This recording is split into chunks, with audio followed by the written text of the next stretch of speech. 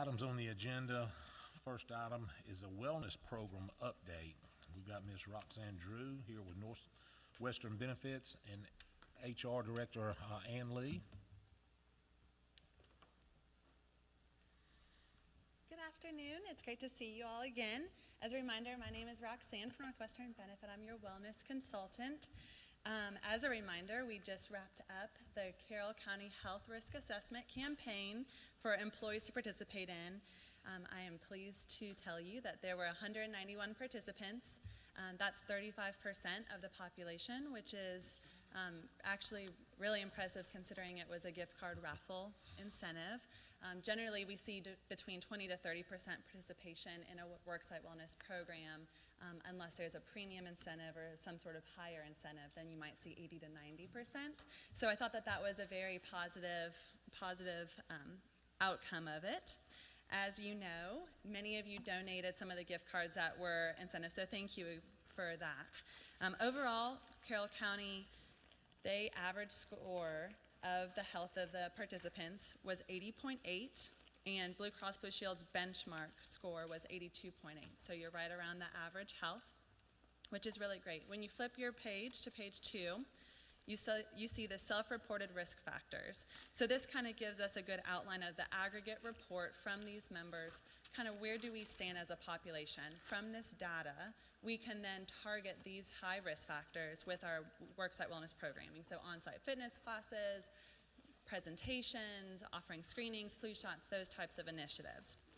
As you can see, Carroll County averages a pretty moderate risk factor tied to that of Blue Cross Blue Shield's norm, which is really good. That doesn't mean that we don't have areas of work to improve on. The 4 top areas that you'll see that we need to improve on are nutrition, so we need to eat better. I think that goes for all of America right now. Prevention, so make sure that we're going to our doctors, getting our annual exams, getting the age and gender specific screenings. BMI, again, a nationwide issue that we're facing, and stress and blood pressure were up there as well. That's something that we have been seeing creep up to the top 4, top 3 risk factors for every client that we work with. So I would suggest targeting those initiatives in our worksite wellness programming. The next slide you'll see is a little bit more of the business case. So why should we do worksite wellness program? What is the cost of these risk factors that we're seeing? So you'll see some of these outlined: absence of illness, medical problems. Those are going to be the highest risk factors for those at risk. Physical activity, stress and body weight, you'll also see there. So those are outlined, some of Carroll County's higher risk factors and the costs that could be associated with it. The next slide, 4, shows us the correlation between these risk factors and absenteeism and presenteeism. So either being absent from work or coming to work even though we are not as productive. So you're there, but not fully. You'll see that the odds of any productivity loss were most significant for individuals with diabetes and stress, 2 of which were risk factors for Carroll County. If you'll flip it to the next slide, this shows the productivity costs associated with multiple risk factors. So if you have diabetes and you have heart failure and you have blood pressure that's over the recommendation, you're going to cost the health plan more. So this chart just shows us overall these top 10 common risk factors, including things like alcohol use, back pain, if we are speeding on the highway, that's a risk factor. Physical activity, well-being, stress, tobacco use, all of these things are increasing the risks and the cost of it as we have multiple risk factors. The 3 main productivity drains were back pain, overall well-being, and stress. And stress was one of Carroll County's. The next slide, slide 6, goes back to the actual results of the health risk assessment that Carroll County employees participated in. And this chart shows us the readiness to change. So of those participants, what were they most interested and most likely to participate in? This is where we want to target for this first year, because these are the individuals that really want to make a difference. The top topics that we really want to focus on are weight management, physical exercise, so increasing strength exercise and cardio exercise, improving diet, getting their biometric screenings, their annual exams, and then controlling cholesterol was also a high-risk factor that employees were saying that they want to get under control. So I would recommend targeting these risk factors as well. All of that being said, page 7 shows your 3-year snapshot. So as we've discussed in previous meetings, we really want to start building the worksite wellness program for Carroll County employees slowly but surely, so that we are offering this as a benefit to employees to participate in, so that we can improve the health of our population. 2016, you'll see that we had the health risk assessment campaign on the top of our list of things to do, develop a communication campaign, and do on-site flu shots. All 3 of those we've checked off the list already, and Ann has scheduled the flu shots for employees to participate in as well. The next things for 2016 would be to partner with Tanner, hopefully to do a healthy cooking for weight management. So it's nutrition, weight management that will address several risk factors that we saw. And then there's also been interest in starting a walking club with the animal shelter, so getting employees to volunteer. You're finding purpose, you're giving back to the community. There's also a lot of studies that show interacting with dogs decreases your stress, which is great in that regards too. And we're helping them they're looking for volunteers for it. So I think a win-win for everyone. 2017, and this is really the time of year that we need to start talking about, is this where we want to move forward with, is offering some sort of incentive tied to the annual exams. So whether you have an on-site biometric screening, you offer an incentive for those who come and participate, or you incentivize employees who are working with their doctor, going to their PCP, getting their annual exam, and then offering them a lower medical insurance. As my previous slides with the business case showed you, if people are participating in the Worksite Wellness Program, they're working with their doctors, they're going to cost the plan less and save everyone money. So we need to figure out that still, but that is what I'm proposing that Carroll County does for the next plan year. Also, we're going to be adding on some additional on-site initiatives that the employees can participate in, like exercise classes, chronic disease, diabetes programs, those types of on-site classes.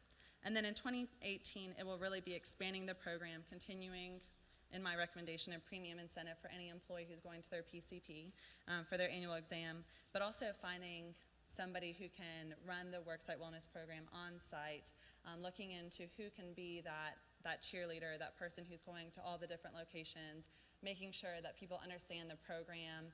That's really what's going to drive engagement and inspire employees to change their health behaviors. The next slide just really outlines my recommendations again for this year.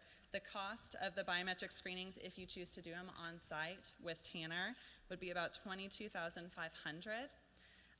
You could also tell employees or ask employees to go to their primary care physician, have their doctor sign off on a form saying, yes, I did it, and they could turn that in, and that would be at no cost. There are also grants available, but we have to be doing some sort of wellness initiative in order to apply for those grants. So that's why we're getting the ball rolling now, but there could be potential funds to cover that cost. Again, doing the on-site initiatives, growing the wellness team, and doing environmental enhancements to ensure that employees are supported throughout the environment that they are going to work in each day.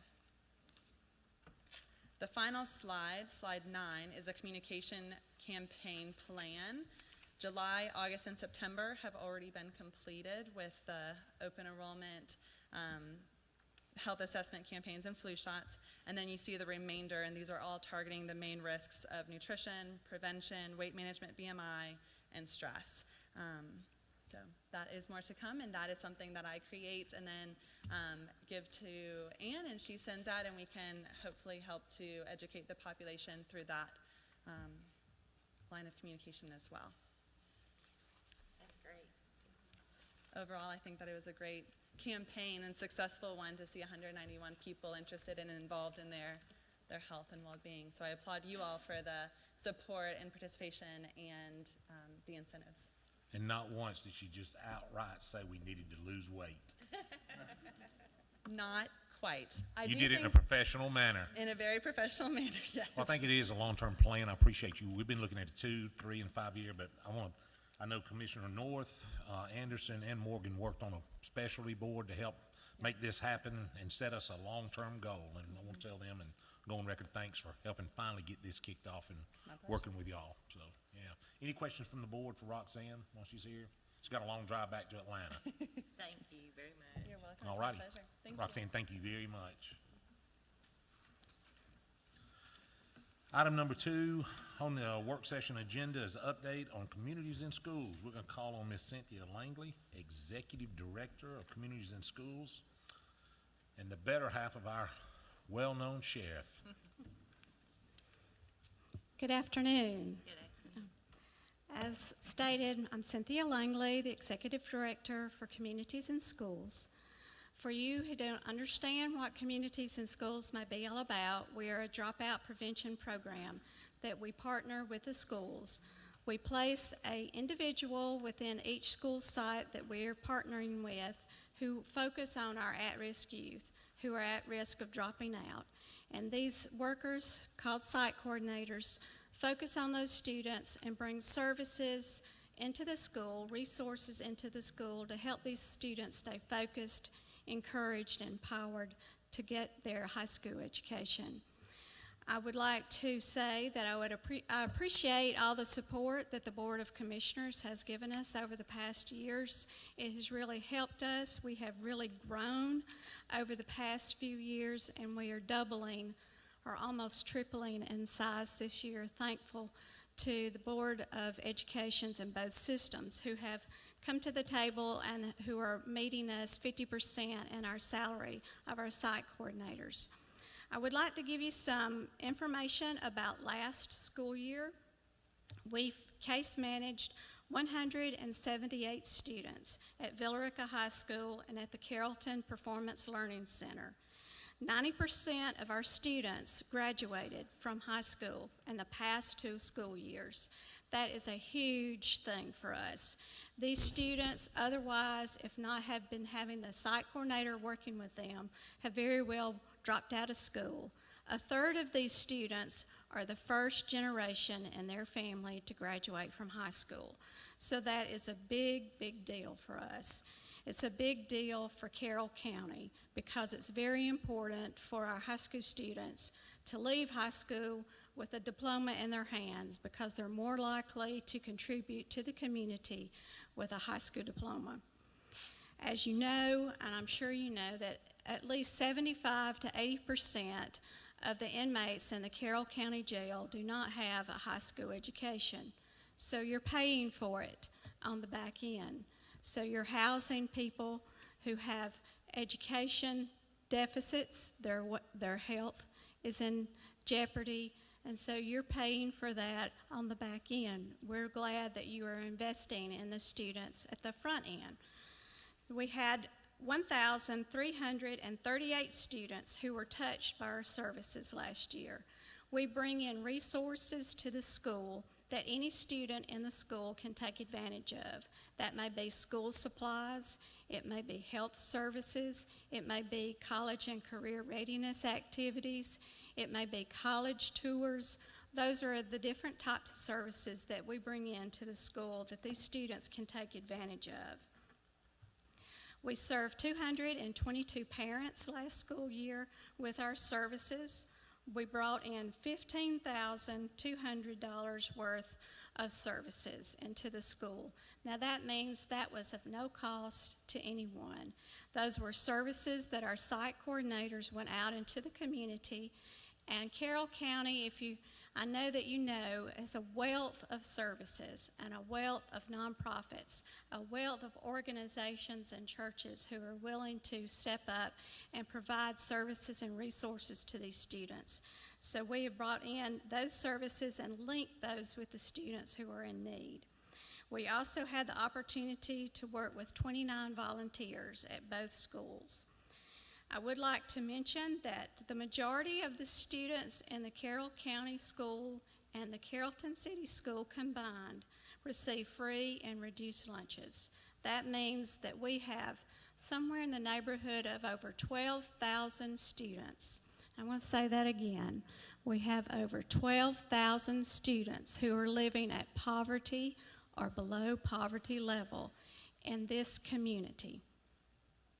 I would like to also mention that since July 1, the fiscal year 17, we have received $9,623 in grant funds that will go directly to program services for our students.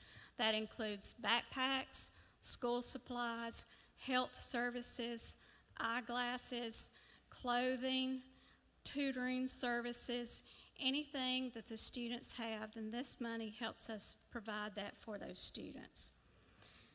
I would also be remiss as an executive director of a nonprofit if I did not give each and every one of you the opportunity to donate and sponsor a student. So,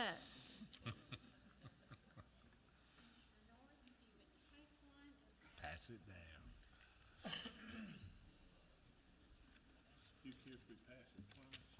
you can, just as long as I get some money at the end of the day. Yes, I did. Thank you. So, do any of you have any questions for me at this time? Anything from the board?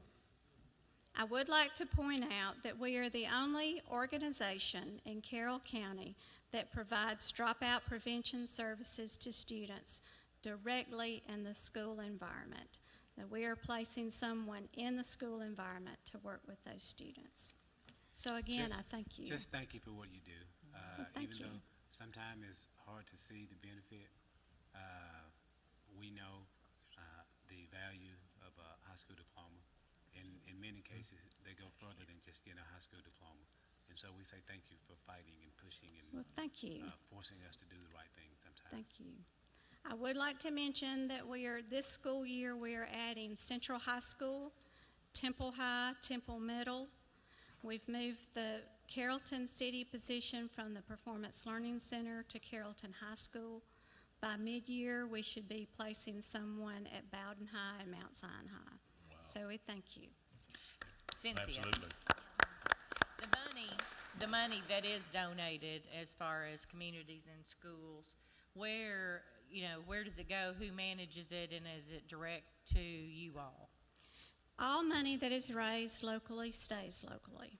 We are an affiliate of Communities and Schools National, but we have our own local board of directors. We have our own 50c3 nonprofit status.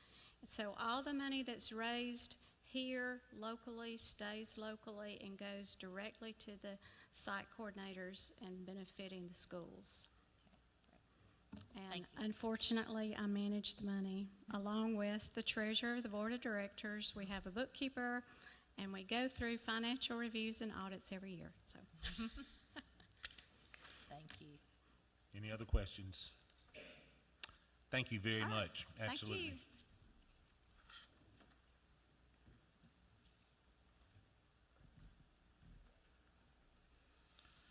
Next item is item number 3, review of the rural transit program. We'll call on Mr. Robert Hyatt and his staff he can introduce.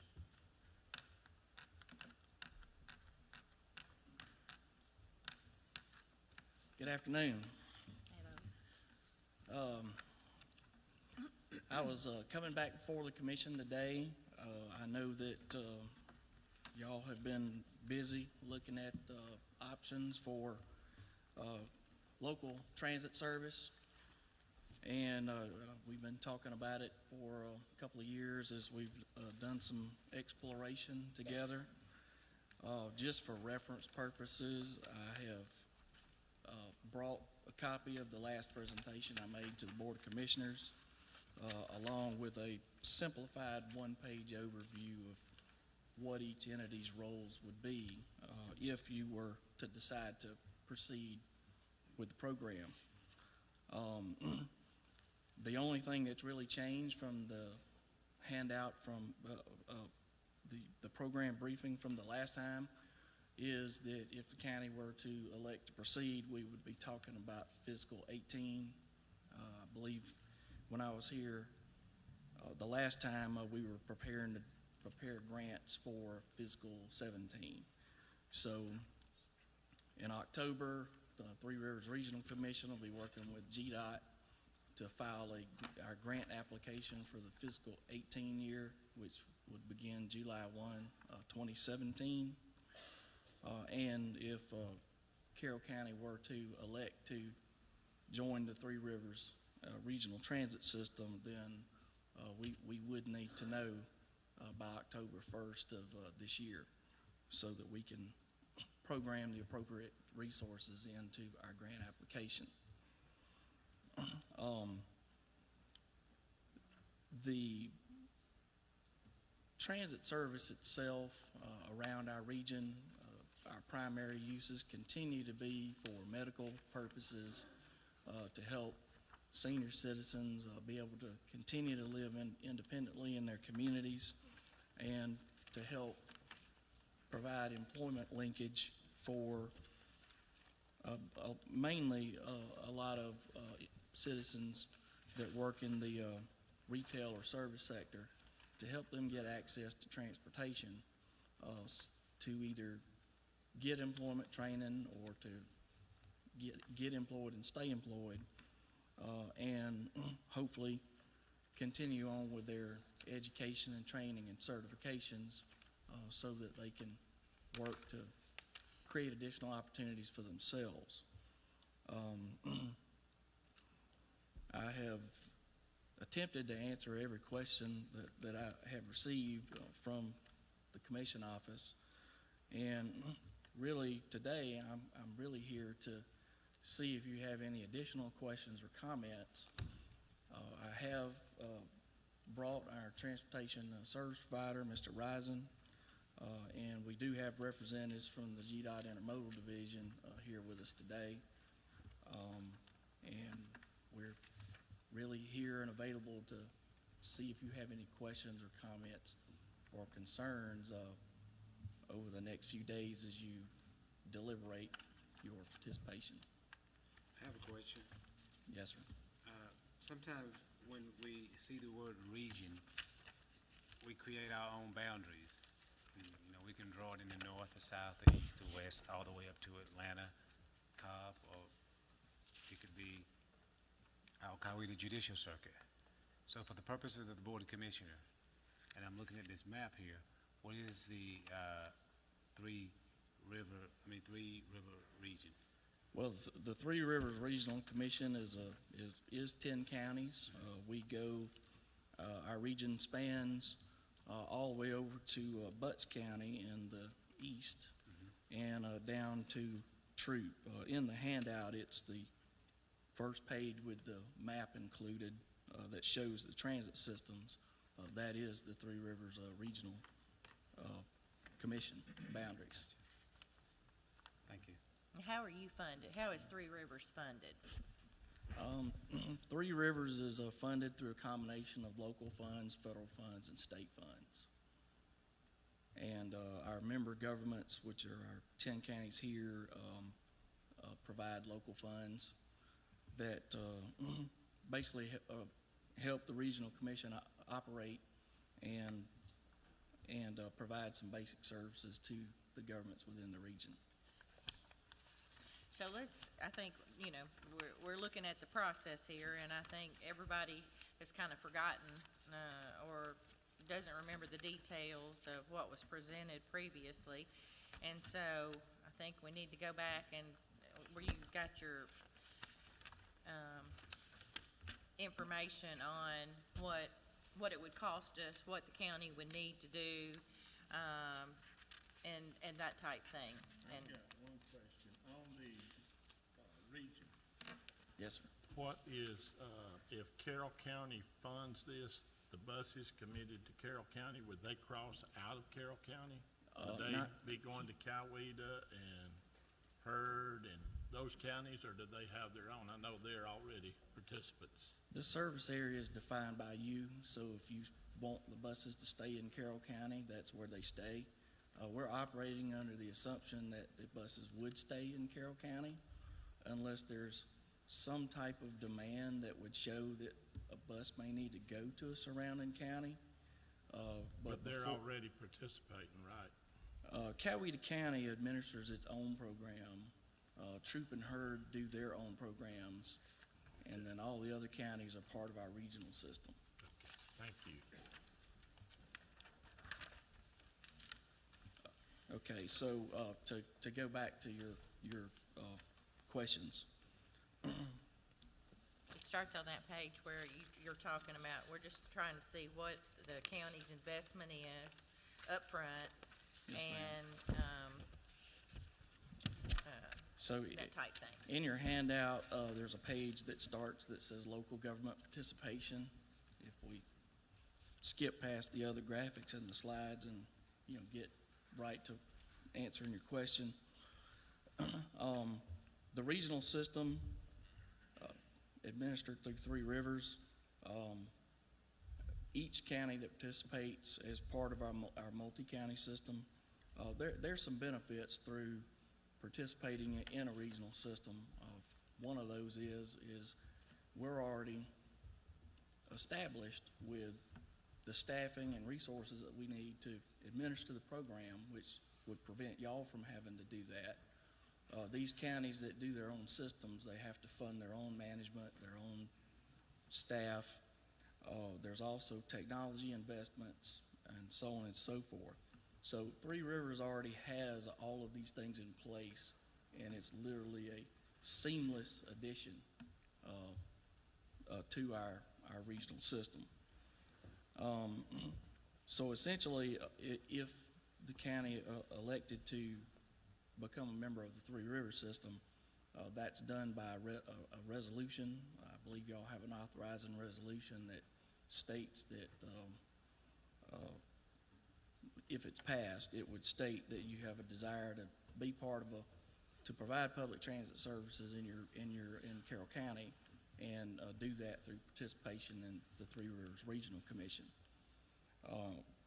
Once we received that, we would then begin to work between that October and December timeframe with GDOT to prepare a grant application. We would insert the budget for each of our member counties. For Carroll County, we've proposed 6 vehicles. That budget is between $350,000 and $400,000 annually. That's fairly consistent with what it takes for us to be able to assist and administer Coweta's program. And then we would submit that to GDOT and for a funding request. And if our grant was approved, then Three Rivers would then send some local contracts to y'all, basically to finalize everything and request the vehicle match for the vehicles. And then sometime after July 1 of 2017, we would work with GDOT to take delivery of the vehicles, put them here in the county, work with the locals to do some press releases to help advertise the service, and then literally it would begin as soon as everything is ready, unless there was a concern from the county commission. So we would work with y'all on delivery and implementation of the service. So you started out with that $35,000 for annual operating assistance. That's ma'am. what you need from the county for operational expense. That's the startup estimate for the annual operating, yes, ma'am. And that would be on an annual basis, The annual estimate was between 35 and 40. 35 and 40. Is that pretty consistent with what's been in other counties or whatever? Yes, and we're basically looking at, because we administer Coweta's program for them, so we know a lot about what it takes to operate transit in this size of a county, and as far as the budget and the resources and so on and so forth. So we've kept costs fairly consistent for our governments over the years, and we don't increase costs unless there's something that drives that. But we're pretty good about keeping costs stable to our governments. I remember, I think, on the previous, when you talk to us. Is the insurance covered in this, or is this something we have to put on our insurance? The vehicles are titled to the county because it is a partnership with the county and Three Rivers Regional Commission. So they're titled to y'all, they're insured By us? through y'all. The That question. Liability also, liability They're- insurance. Yes, sir, it's insured, the vehicles are insured through the county. If the county would want partial reimbursement, for providing the insurance, we can work that into the budget. But that's not included in the 72. That's just the operating, all of the counties in our systems provide the insurance because the vehicles are titled to you. Okay. But also it ensures that it's a real partnership because y'all own the vehicles. And you set the terms of the service that gets provided and you fund it. But we So- also carry the liability if something happened. It's okay, yes. Well, you do, but You don't have- we have a very good accident history. Now, the 35 to 40,000, that would be a general fund. So what Budget for next year. right? Yeah. So the board would, Don's not here, here he is. What would we do? Create, a transportation line item and fund it and keep up with everything through that? What about the tablets, cost of service, for the tablets? That's part of the total startup estimate, so we gave you an estimate of vehicle match, local operating assistance, and match for tablets. And so that's all part of the first year implementation cost. Our estimate was around 72,000. And then after that, once the vehicles are acquired, then after that, it would be within that 35 to 40 range. Oh, I mean, the tablets, they'll require a service from Verizon or AT&T or someone. The tablets, the Georgia DOT has a routing and dispatching software system that we all use. It's purchased under a state contract. So we have a little bit of a maintenance fee to keep that up. But we do get tablets. They're in all the vehicles. They're 7-inch Verizon tablets running off of their network. And we can pull up a bus at any point in time to see where it is, how fast it's going. Understand. But That kind of as stuff. far as the cost of the service every month that Verizon is gonna bill somebody for having service on the tablet, who would that go to y'all or would it go to the county? It would come to us. Oh, that would be under the 40, okay. By being a part of the Three Rivers system, you don't have to file your own grant, you don't have to set up your own policies, you don't have to hire your own managers, you don't have to acquire the software, Okay.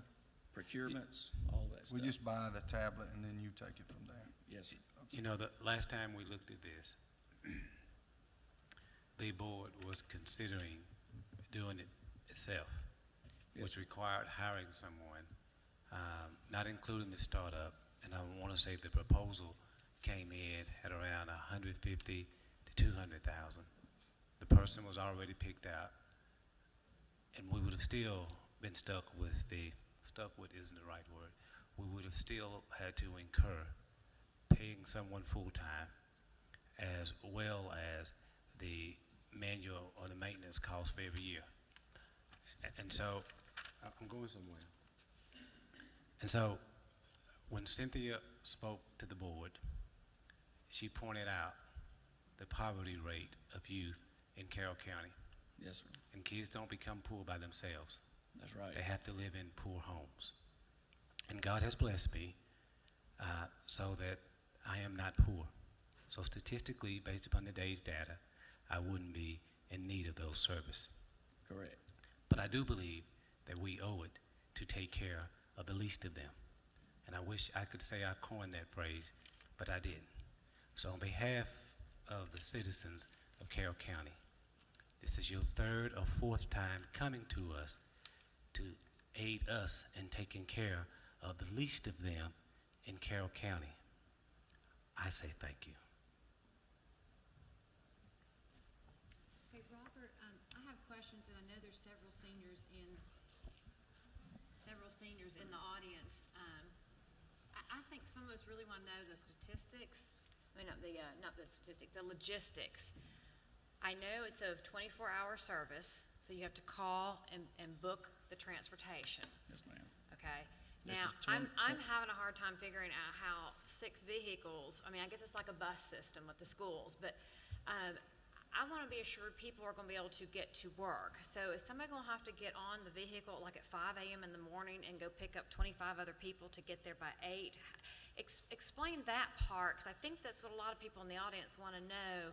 What's their ride going to be like? Or, you know, Well, definitely not at 5 in the morning, but the service does run between 8 a.m. and 5 p.m., and those are deliveries.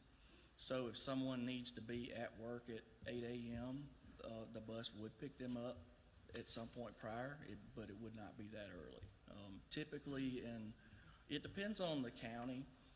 Sometimes the bus begins its route at the more rural counties. It may begin its route at 6:30. The average distance per trip in the rural counties is 7 to 11 miles, depending on what county we're talking about. So a bus can go a long way just to pick up 2 or 3 people. This type of transit that we're talking about, rural, it's low-density transit. So, you know, the people do tend to be spaced out, and so that's why you have to back up a potential route that far. But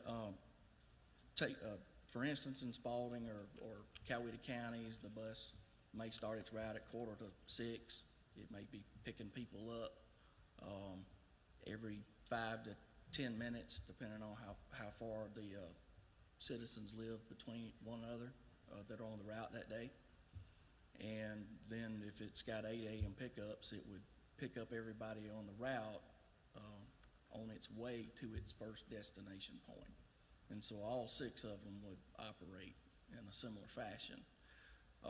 We have brochures, we have information online where there's numbers for people to call and reserve a ride.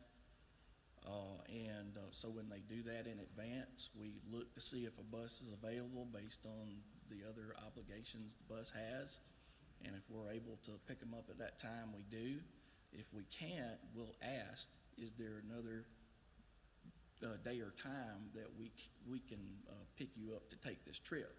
Because remember, a lot of our trips, particularly the ones that support more of our senior citizen population, their appointments.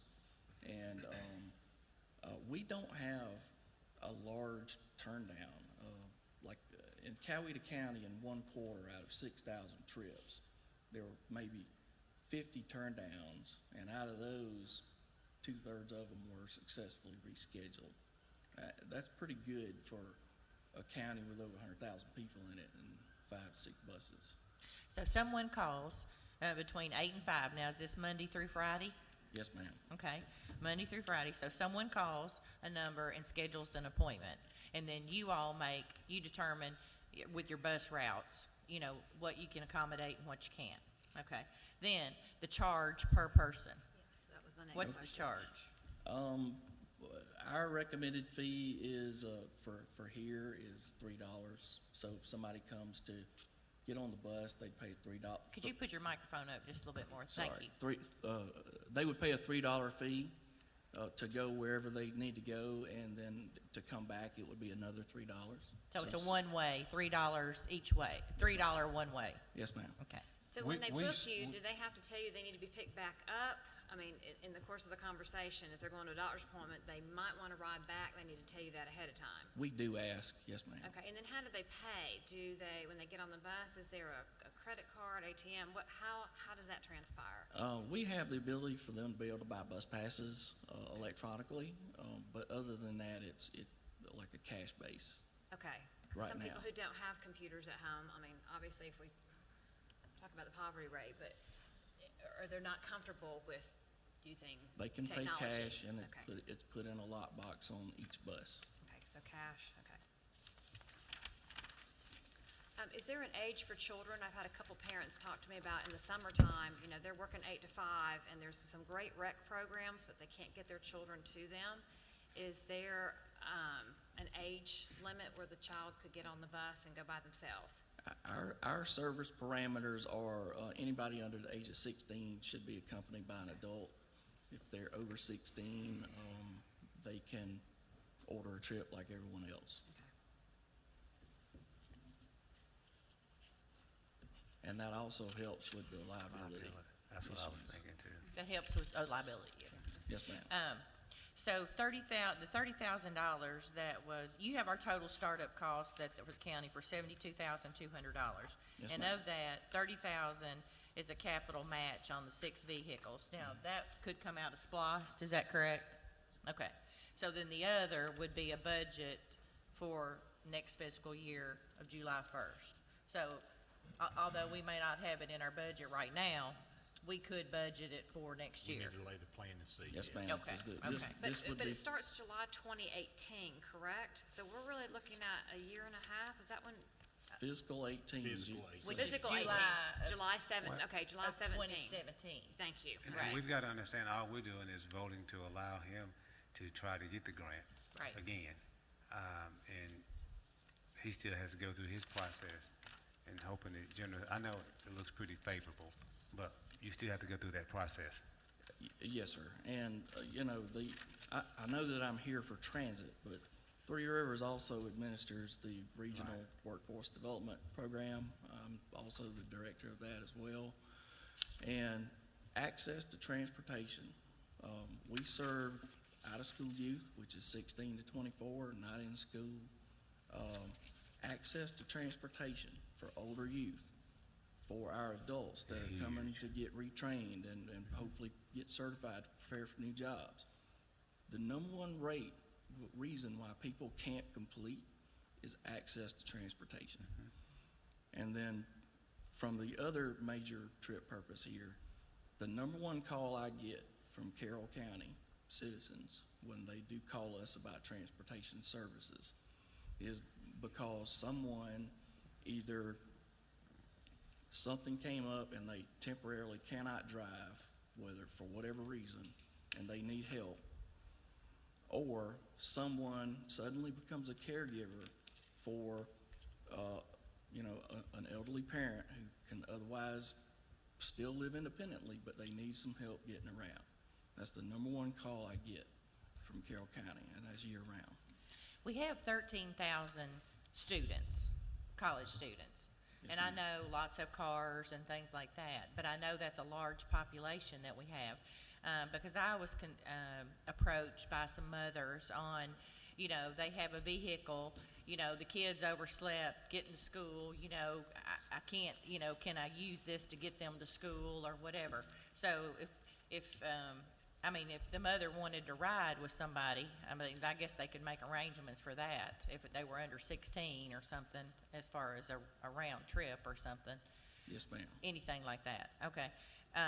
Then there were situations where they needed to work, but their adult parent needed dialysis, could go, but they needed to work to keep going. So We run dialysis trips every day. now, there was a statement made that Medicare and Medicaid pay for trips, for things like that. Now, I know Medicare doesn't pay for anything other than hopefully if you needed an ambulance, you could get that paid for, hopefully, a portion of it. But Medicaid will pay based on a medical necessity for a doctor's appointment or something like that. But it doesn't pay for other things. Is that correct? Those programs are based on eligibility, and they're not open to the general public. Correct. Okay. Like Ashley Smith, mom, who, a former commissioner who supported it, she wouldn't have qualified for Medicaid or Medicare. And yet, she had to take off her job every time her mom needed to go to the doctor. And her dad could accompany. This would have allowed her to remain at work, and your company would have picked up the mother, and the husband could have accompanied. That's the benefit of it. Yes, sir. We run medical and dialysis and other types of things all the time. One of the good things about the system, particularly Three Rivers' role, and is that we have the ability to work with other state and federal agencies that, have these trips. And we can, they can buy some on the system and, buy down your cost. But say like the technical college, if they had some students that needed access to transportation, that's something we could work out with the technical school. Anytime that we develop a revenue contract with somebody here, that lowers your costs. And if we get enough of them, we can grow the fleet over time. So it doesn't have to stay, but, we only recommend vehicle expansion when all the variables come together. Let me give you an example of that. When we started up the PLC, and we had 4 students at West Georgia Technical College, it was cost prohibitive for the Carrollton City school system to get a full bus and a bus driver to take them over there. So we would try to pay a taxi service or to try to reimburse. That was expensive. We could have entered into a contract with you, known who were taking our kids because they were of age, and could have saved money. The kids could have continued going to the university, and it would have saved taxpayers money in lieu of costing more. We can do revenue contracts for dedicated service. It can be a public entity, it can be a private entity. What we can't do is we're prohibited by law from doing anything that looks like a charter trip. So like, if you wanted to take some Carroll County buses and, run people out of the county, say go north 2 or 3 counties on a field trip, or take some people to a ball game or something, we're not able to do that kind of stuff. Another concern that's been raised has been, it's like, I think everybody in this room applies for grants for things, and this part of it is through Georgia DOT. Now, why would Georgia DOT be wanting, why would anyone have a problem with the Georgia DOT giving a grant to Carroll County to help with transportation? What behooves them to do that? The Georgia DOT? Yes. They get federal money for the purpose of providing transit services in the state. But the people that apply have to be a governmental entity. So the regional commission, and some places local governments, we have to apply for these funds. And then they look at it and they prioritize it and they decide who gets funded or who hasn't. But so far, there hasn't been a funding restriction in the state. We have worked with DOT over the years so that, if Carroll County were to become part of our system and we move forward, they're sort of anticipating what our funding request is. But again, I do have the program manager for the state here with me today, if y'all have any specific questions for DDOT. She's coming up. I want to, while she's walking up, I want to add a little bit more to your answer.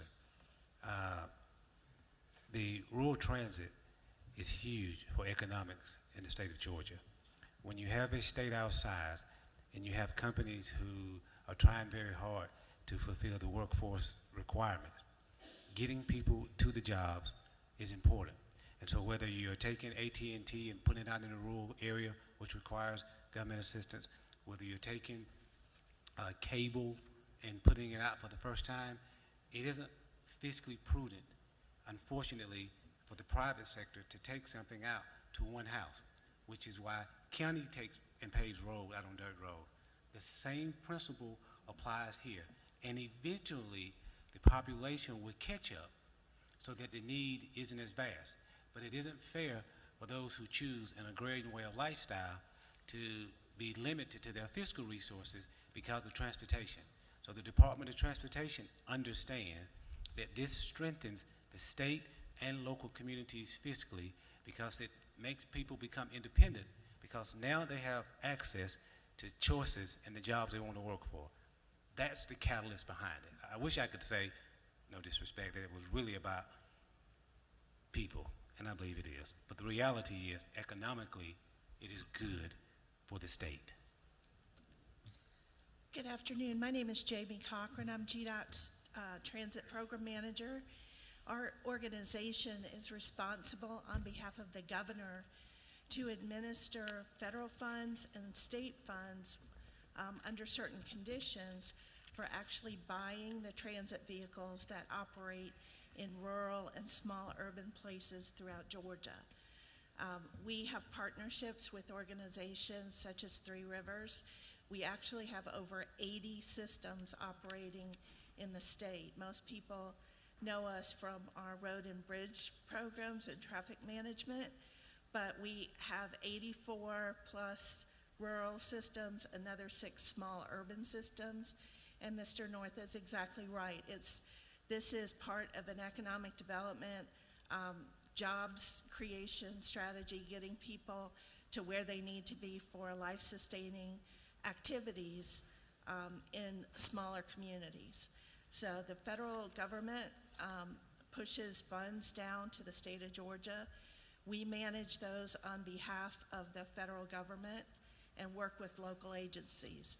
On the capital side, the state of Georgia actually puts up 10% of the cost of the vehicles, so we make a light contribution with local governments towards this effort. And we also help manage the program, provide technical assistance, training, and other kind of administrative support. Robert mentioned the statewide dispatching. We spend millions of dollars to help support the rural systems by investing in technology to make it easier and more efficient for those trips to be scheduled. So we do have a sizable investment and responsibility, and we're happy that you all are considering this type of service, and we'd love to help you however we can. Okay, I want to go back to talking about the 6 buses again, because there again, I've had questions and people now. We already have some bus systems in place. Churches have them, Pathways have them. We wouldn't be taking the senior citizen buses or anything. This would be 6 buses that we would not be grouping other, that's why I make sure we're not going to be grouping other buses in our system already. These 6 will just take care of the needs of the people who call the online number, or call the number between 8 and 5. Are we going to be bundling, I guess, for lack of a better word, other federal or state-funded busings? Well, not the actual buses themselves, but there's over 40 federal agencies that have access to transportation dollars. My workforce development program, we have money for transportation to help fund your citizens that are going to training. But we don't have the workforce program itself doesn't have an affordable outlet here in Carroll County to pay for those citizens. So again, it goes back to transportation as a barrier.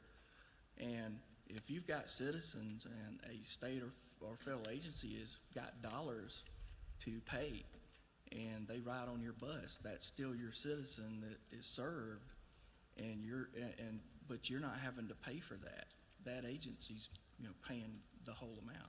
I think what you're Yeah, help me. referring to is there are some local bus systems here that are privately owned that are paid, and I certainly don't understand the process, but they're paid through Medicaid or Medicare somehow. I don't know, but Yes, sir. there's some here that do, and they're private buses. I don't understand how that system works, but we see, a lot of us see them. And I think that's Like, I'm what, thinking like Pathways. I mean, they have their own bus system right now, or their transportation system.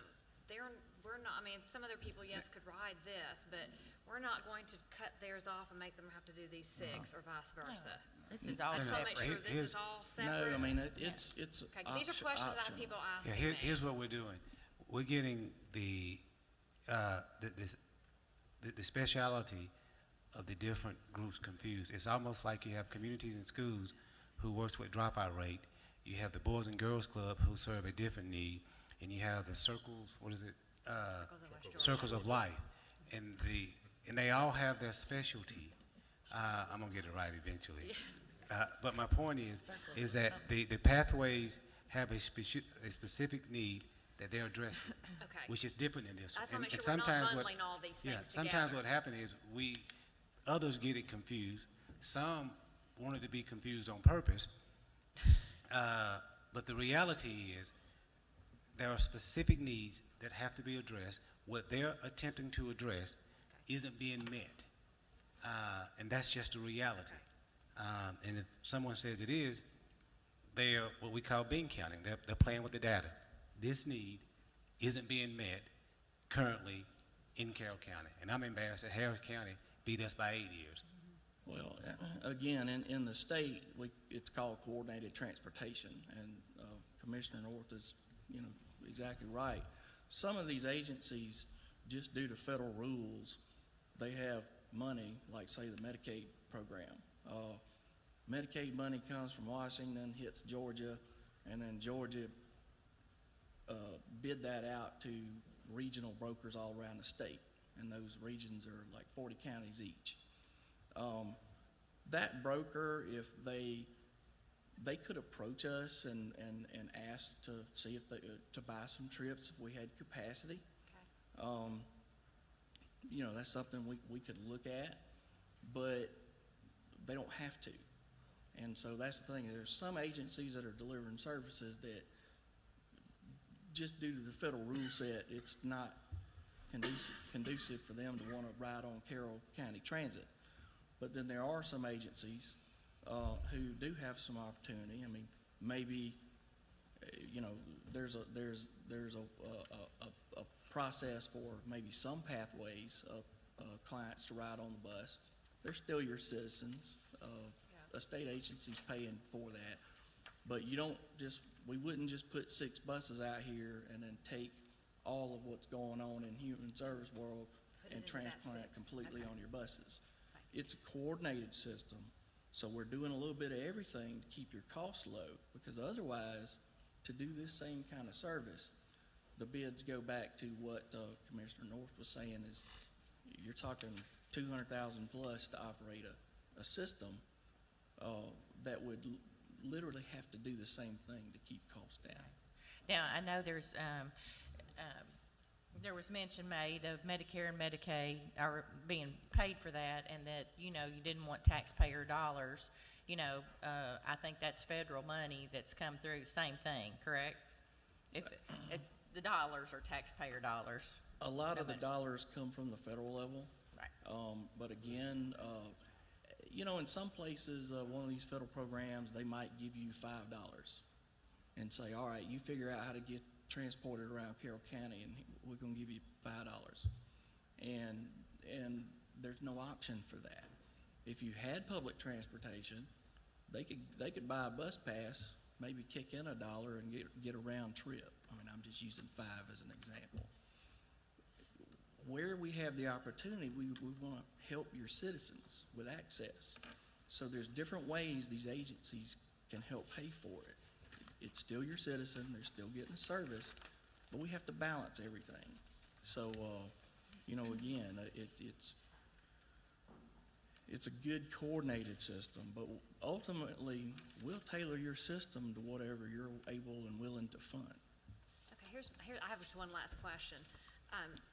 How often will we get reports? Like, we'll know how often the system was used?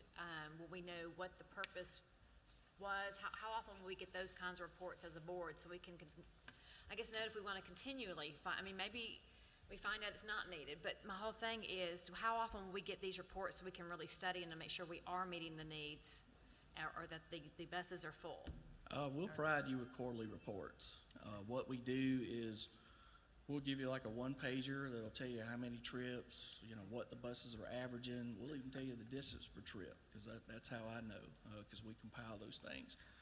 And then somewhere in the early part of your presentation, there was like a pie chart that showed what it was being used for. Now, that was a regional version, but we have it set up so that we can tell you the local version. So when we come back, you'll be able to see how many employment trips we're doing, how many medical, how many other kinds. So we'll keep you informed, and then again, we'll also work with you to set up a local advisory committee for transit, and keep them informed, and hopefully set up a local steering committee that comes back with recommendations for y'all on any service modifications and things like that. I gotta correct one word, because I don't want us to come back in 2 years the purpose isn't for your vans to be full. Because if we could fill your vans up, the private sector could afford to do it. The reason your program is so important is because, to some degree, it has to have government assistance. And we save our money not by keeping your bus full. We save our money because Johnny gets to go to work, and now Johnny's paying taxes, and instead of Johnny being in Terry Langley's jail, being tied up in our court system. So and I just want to point that out, because I don't want us to come back from now and try to figure out, are the vans filled? And just like Sally doesn't have to take off from work. Yes. So their parent. And there's a value there, dialysis. yes. I just wanted to, I know that's what you meant, but I just wanted to clarify I want to that. make sure they are being used and that Yes. it is a service. I mean, I'm with you. I I'm think our with- I'm committee with you. found out we have the need. I just really want to make sure it's No, I'm with you. If we found that you, the business brain is thinking that. Yeah. You want to make sure that we're getting something for our bank. We're on the Yeah. same page. We want to hold them accountable Yes. for our investment. I just want to make sure that we didn't set the bar so high and someone focus, you know how we do, we focus on one word and we come back and somebody sitting in the audience and no, wait a minute. You said the bus was going to be full. Yeah. And that's just not going to be the case, because we're going to be up here all night trying to defend what it was meant to be full. if our data showed that you didn't need 6 buses, we'd recommend a downsize. I mean, we've been doing this a long time. We've gotten national awards. We've been in state level reports for being cost efficient. We're here to help you provide a public service at a cost efficient level and to help your citizens use it to get access to either medical care or better career opportunities. In suburban areas, that's what they're using it for. And as the dynamics change, again, if I came in a couple of years and said, hey, it's doing so good, we need a 7th bus, well, I would come with a plan to have some revenue for that thing instead of just showing up and saying, y'all fund it. We only recommend expansions if there's a need and we got revenues to support it, and then you're contributing a part to it. And then the same thing is, we're not going to keep an infrastructure that is not needed. Is your budget online? The regional commission budget is not online. It's not posted there. I don't have any more questions. Any more questions from the board as a whole? Seeing none, Robert, thank you very much for giving us the information and taking the time to come back. Thank you, Mr. Chairman.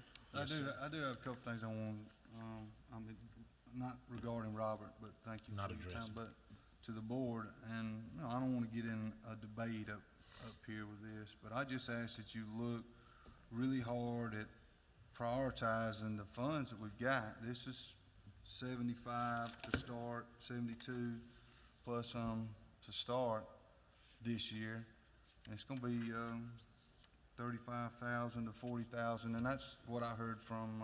I did a kind of a survey of surrounding counties that how it impacted their general budget. But we do have needs.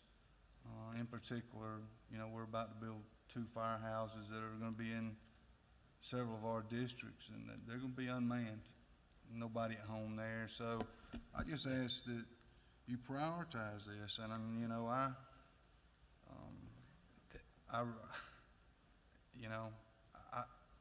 I'll tell you what I hear in my district, and it's obviously a lot different than what some of you guys hear. People in my district, they're tired of seeing people lined up for free cell phones.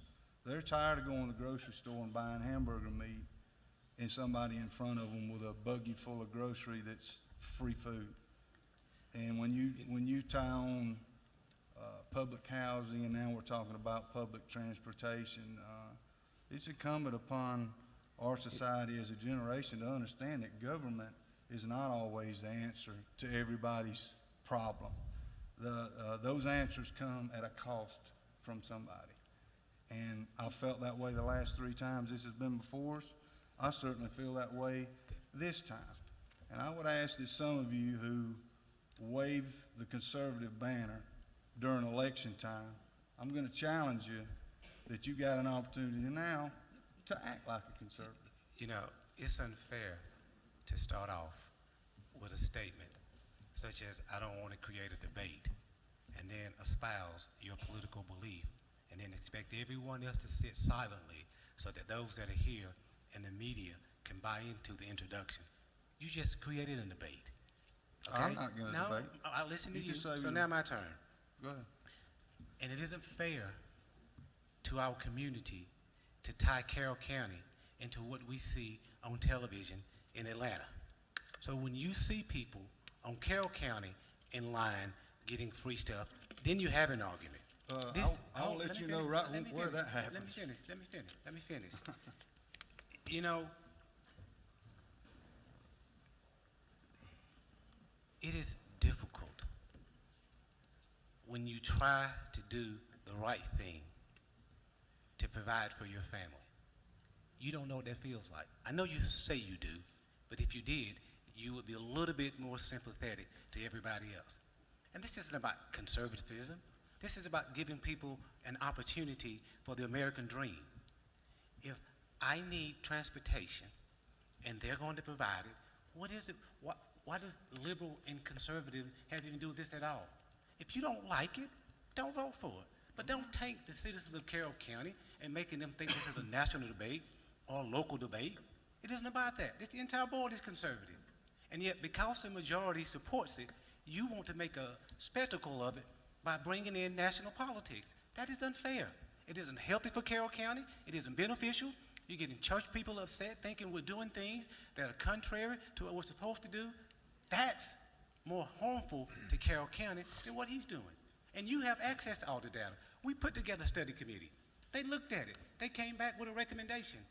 When do we get to the point when just because we don't agree with the data or it doesn't go in the direction we don't want to go, we don't try to make others bad or challenge everybody on it? It is what it is. You've done everything humanly possible to try to railroad it.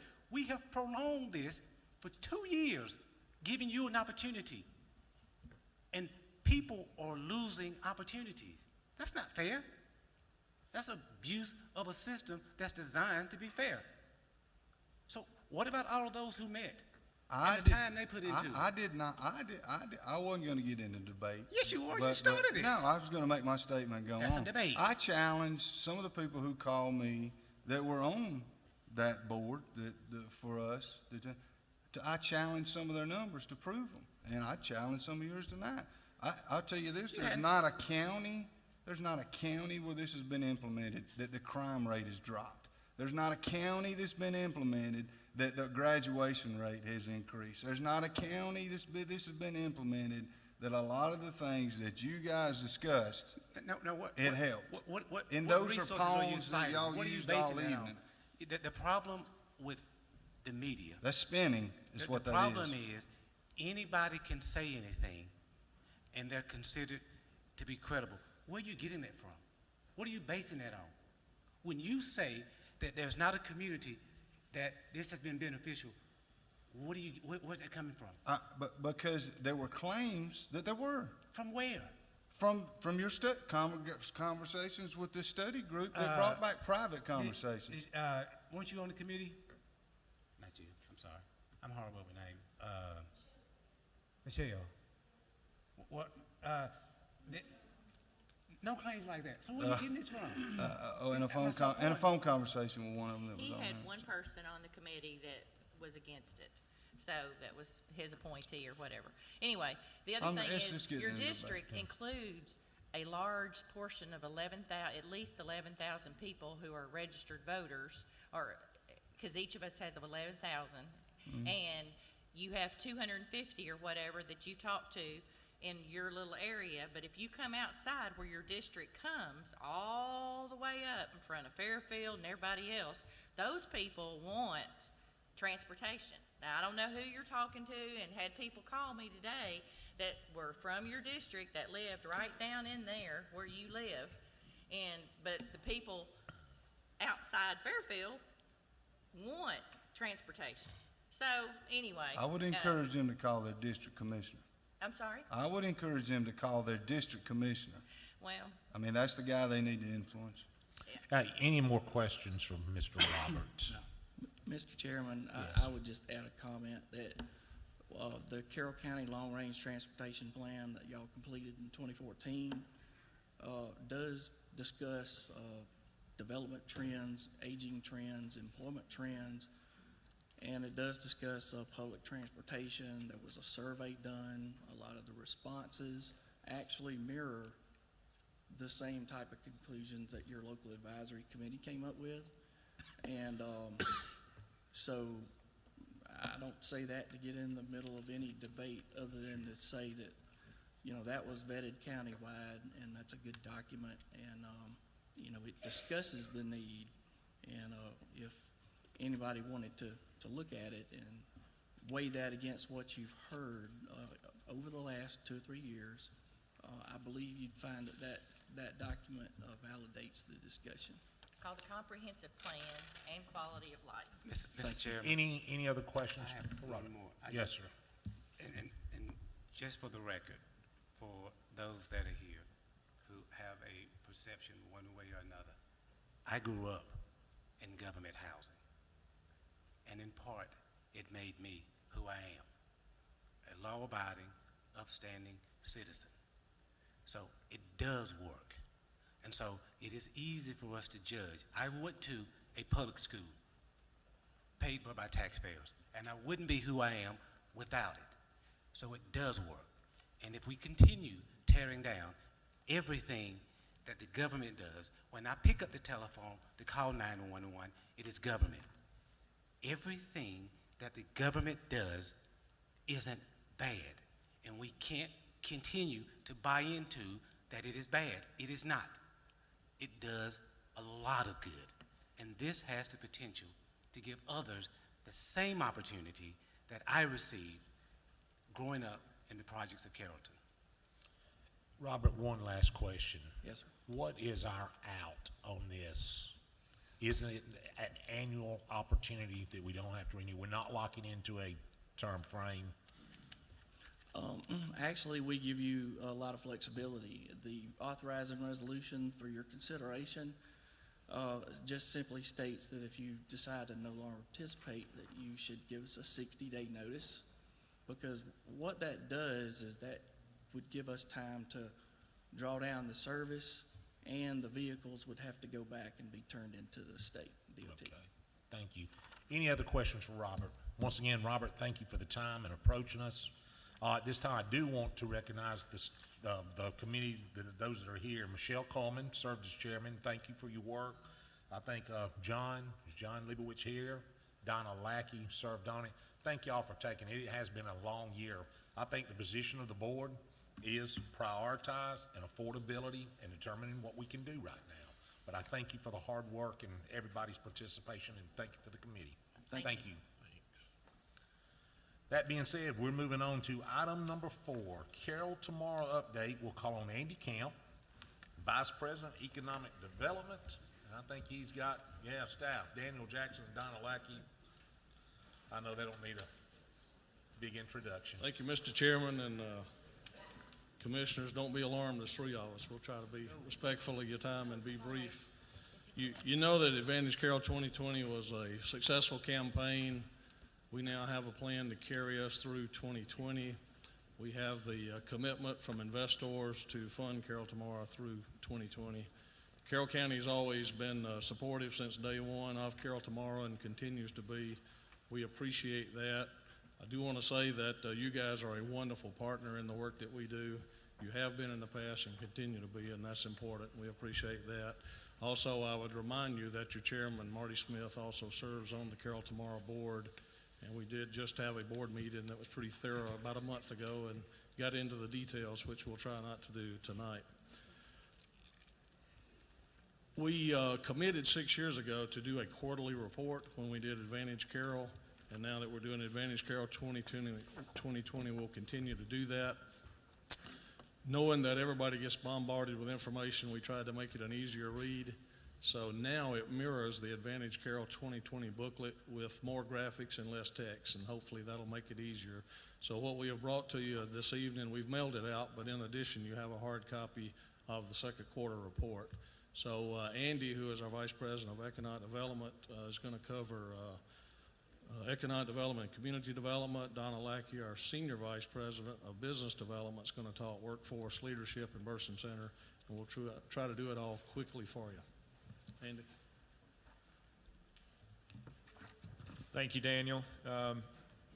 You have the quarterly report in front of you all, and as Daniel already mentioned, we're not going to read this to anybody. We just want to hit a couple of highlights, and I'm going to try to focus more on the economic development side. So just want to talk to you all about some of the things, some of these we've talked about the last time we were here, but as we talk about how we go about our business of economic development, well, one of the things that's highlighted a little differently than maybe you've seen in the past is our the Grow Carroll initiative, and that's that existing business, those touches that we make, reaching out to them.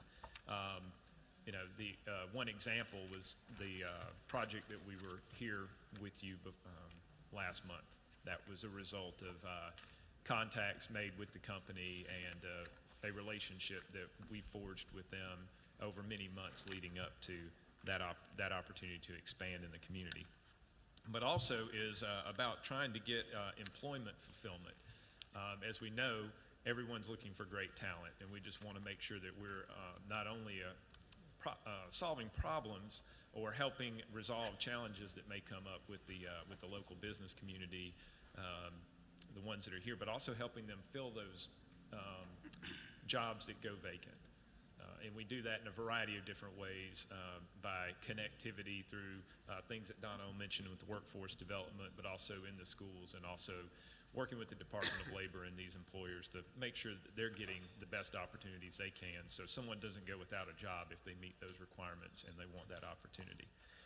When we talk about growth, if you look on the right-hand side of that first page, you'll see what we've done in working with these opportunities, new jobs, new investment in payroll. The new jobs number is 623.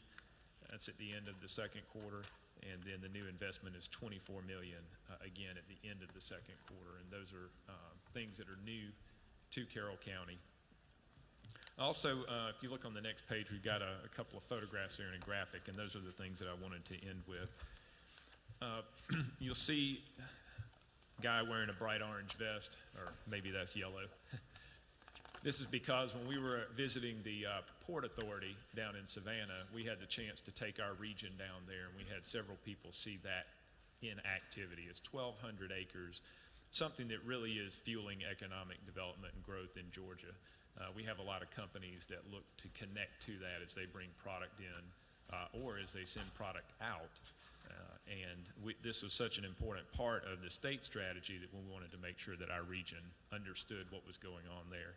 Talk to anybody who was there at the trip, and they'll tell you how impressive it is. It really is a neat thing to see. Also, Select USA is us going out, talking about opportunities that exist in Carroll County, trying to bring those back. That was a foreign direct investment conference that's done by the United States Department of Commerce in Washington, D.C. You can see us there with the Georgia team. That infographic talks about wages. They are going up. Some of that is just good times. People have to pay a little more to keep and get the talent that they need, but also we're experiencing a little bit of growth in the area. So we're very pleased to see that moving upward. The last thing I'll say is we continue to have opportunities, but we do continue to miss opportunities. Those opportunities are missed oftentimes because we need product, whether that's in the form of an existing building, which is a little difficult to do because construction costs have gone up so much. A lot of people are looking for existing buildings because of speed to market and to save. But the other is also having adequate sites to bring people into greenfield industrial products as well as other things. So we'll look to continue to develop that. I've spent a lot of time doing that. There'll be some more things that will come before you as we continue to move forward, trying to find a place for those new or expanding businesses to land here. Thank you. Turn it over to Donna now. Thank you all for giving us the opportunity to present to you. I've been asked to talk about workforce education and development, leadership, and then what's happening at the Burson Center. I know that you all have heard through the media and hopefully a presentation to you all about the Carroll County Carrollton Education Collaborative. Carroll tomorrow continues to work very closely with that collaborative, which is made up of our public school systems, Oak Mountain Academy, the University of West Georgia Technical College, as well as Community in Schools, and the Community Foundation of West Georgia. So the goal there is to create opportunities and a pipeline for our students that are from K to 16, having that opportunity to grow in that career pathway that is of interest and importance to them. So we're very excited to be involved in that. We provided you with copies of SmartWorks. SmartWorks is a collaborative publication with the Carroll Tomorrow and Carroll County Chamber of Commerce. We do that in partnership with the Times-Georgian. They provide the printing for it. All of the editorial is provided by our Director of Communications, Lisa Ledbetter. And the beauty of SmartWorks, this is our second issue that you have there, is that it is the story of the people that are involved in the programs. It's not just telling you about the programs, but it's talking about the people who have been successful in those various topics. And this is a 3 times a year publication, and so we look forward to having another issue coming out in October. Another area that we've worked very hard in workforce development is that we have reactivated the Carroll County Employer Committee. We have had employer committees in the past which were made up of human resources officers in the county, and it was overseen by the Department of Labor. Most recently, we have gone to the Department of Labor and asked them to collaborate with us on reactivating the employer committee so that it would be more vibrant. We're the only one in the state of Georgia, the only county in the state of Georgia that has this collaborative between Carroll Chamber, Carroll Tomorrow, and the Department of Labor. We have 82 human resources professionals that we are providing certification training to, as well as other types of programming to benefit all of our HRs, and that's everything from our manufacturing to technology to local government to our education level human resources officers. In leadership, we have had a lot of success over the years with Carroll Leadership Academy. I know that some of you have graduated from the Leadership Academy, and if you have not, we of course encourage you to try to participate in that. That is a February to May program that we host. We have been able to certify over 500 leaders in Carroll County over the 25 plus years that we've been involved in that. And we have just recently created a Leadership Alumni Association of those graduates, and they're starting to get together to look at that next level of executive training and collaboration, hopefully benefiting the community. And then the other area in leadership that we're very active in will be hosting our 2nd annual Carroll County Junior Chamber of Commerce. That's 21 juniors in high school who are coming together on a monthly basis, and one of the highlights of their year, according to last year's class, was coming here to the courtroom and working with Chairman Smith. We had a mock commission meeting, was very enlightening for those students. And I think the ones that were out here playing the audience had more fun than the ones up there on the dais. But we appreciate your support, Mr. Chairman, and we appreciate the opportunity to introduce these students to not only personal leadership skills training, but also community awareness and community involvement. Something new that we're doing this year is we will be developing a service project that the students get to collaborate on deciding what that project is. So be watching publications about what that will be. The Burson Center is 10 years old this year. We have had a lot of success, 126 graduates through the program. Of the businesses that have graduated through the Burson Center, 80% are still in business. We're very proud of that. That is really a top of the national level for business incubation. We currently have 24 participants in the program. We average about 25 businesses a month that we're assisting in and around the incubation process, not necessarily going through the incubation program, but getting services. We're currently collaborating with Circles of West Georgia Regional Library, the West Georgia Youth Science Technology Center, Velasquez Law offices and the school systems in several entrepreneurial youth programs and other types of business development programs. And we've been very proud to be able to work with these service providers to help those who are interested in starting businesses to be able to do that here in Carroll County and throughout the West Georgia area.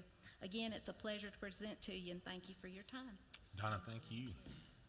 I'll just wrap it up and say again, thank you for letting us come and share with you. We're having a good year. We're blessed with a good team and great partners in the community, and so thank you for that. Anytime you have questions tonight or anytime you know that you can reach out to any of us. So thank you. Thank y'all for all three coming, and all that. On behalf of Michelle, Michelle's trying to keep our partners and our board abreast of what's going on. He's keeping them in front of us, so we'll be getting with you quarterly or so and get you to come back and give a report and keep us up to date what's going on. Thank you very much. Appreciate the team effort.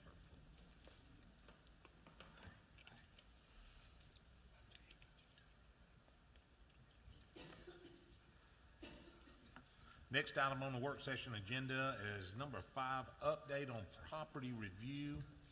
I think we've got representatives from GMAS here. We got the Carroll County Board of Assessors with the director, Renee, but then we're gonna start, we'll call on Chairman Ed Federer. If you'd like to come forward and kind of introduce your board.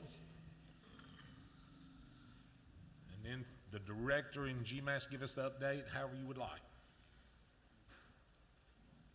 Thank you. Good evening. Yeah, I guess it's good evening now. It is now. Mr. Chairman, board members, on behalf of the Tax Assessors Board, we come to you, want to ask you to continue the contract with GMAS. They have just finished up our residential, and now we've got to do a commercial. And Stan has got a program. Are you ready, Stan? So we're going to turn it over to Stan. Ed, thank you. Good afternoon, Board. My name's Stan King. I work with a company called GMAS. We're a reevaluation company, a local, small Georgia company. There's only a couple Georgia companies in this type of business. Most of them are nationwide. I've got with me Yeah, pick it up if you need to. I got with me the owners of GMAS, Terry McCormick and Christy Reese. And I was asked to give you guys a presentation of the residential reevaluation and the proposed commercial and industrial reevaluation. You can take that microphone off. Yeah, take it off and hold it. It'll probably be How better. about now? Yeah, you're tall. Is that better? Yes, sir. Sorry about that.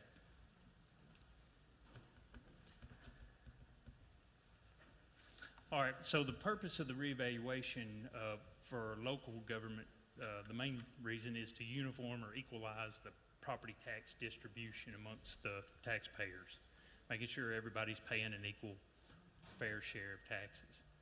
And these, we're talking about local property taxes here in the county. These taxes don't go to any other state or other agencies. This funds you guys' budgets. The second is the reason to maintain, to do a reevaluation is because market conditions are always fluctuating up and down. So we're trying, our job, the role for the Board of Assessors is to assess and list all taxable properties and to reinsure that all the taxpayers receive exemptions that they can qualify for. Another purpose is the state requirements, the Official Code of Georgia, Georgia Department of Audits and Accounts for the redistribution of school funds, and the Revenue Commissioner adopts the APM, which instructs us how and why to do reevaluations. Also for the Department of Revenue, they may issue orders if we're deficient. When they do studies to test to see if the assessments are in line with the property sales, if they're out of line, they'll issue or may issue a consent order, in which y'all received a consent order. And the consent order stated from the state that you were not treating the residential properties uniformly or equally. So the Board of Assessors contracted with our company to assist them with the reevaluation. And what that is basically is a mass appraisal. It's not a fee appraisal of every property, it's a mass appraisal. During the appeal period, it gets more in-depth, similar to a fee appraisal. But the steps in a mass appraisal is collecting the data, collecting the information, entering the information, auditing and running analysis. And then we have the appeals process, which is a big portion of the reevaluation. During that process, we'll find out more information where our model, mass appraisal model, may need some adjustments. We'll make those adjustments, finalize the assessments, and give you guys the total digest so y'all can collect property taxes. So the 2016, the Board of Assessors just reassessed the residential and agricultural properties. They're looking to do the commercial and industrial for 2017. Again, we had nearly, I would say overall, about 20 folks involved from our company, not counting the tax assessor staff involved in the residential and agricultural reevaluation. And those same folks will be used in the commercial and industrial also. We sent appraisers out to list all the property characteristics, to verify the county information, basically doing an audit on their assessments and taking current photographs. We supplied weekly production reports to the chief appraiser and the staff for our project manager and the chief appraiser to make sure we were hitting benchmarks, we were going to finish on time so we can get a digest approved. And we supplied a monthly report to the Board of Assessors when they met. To give you an idea,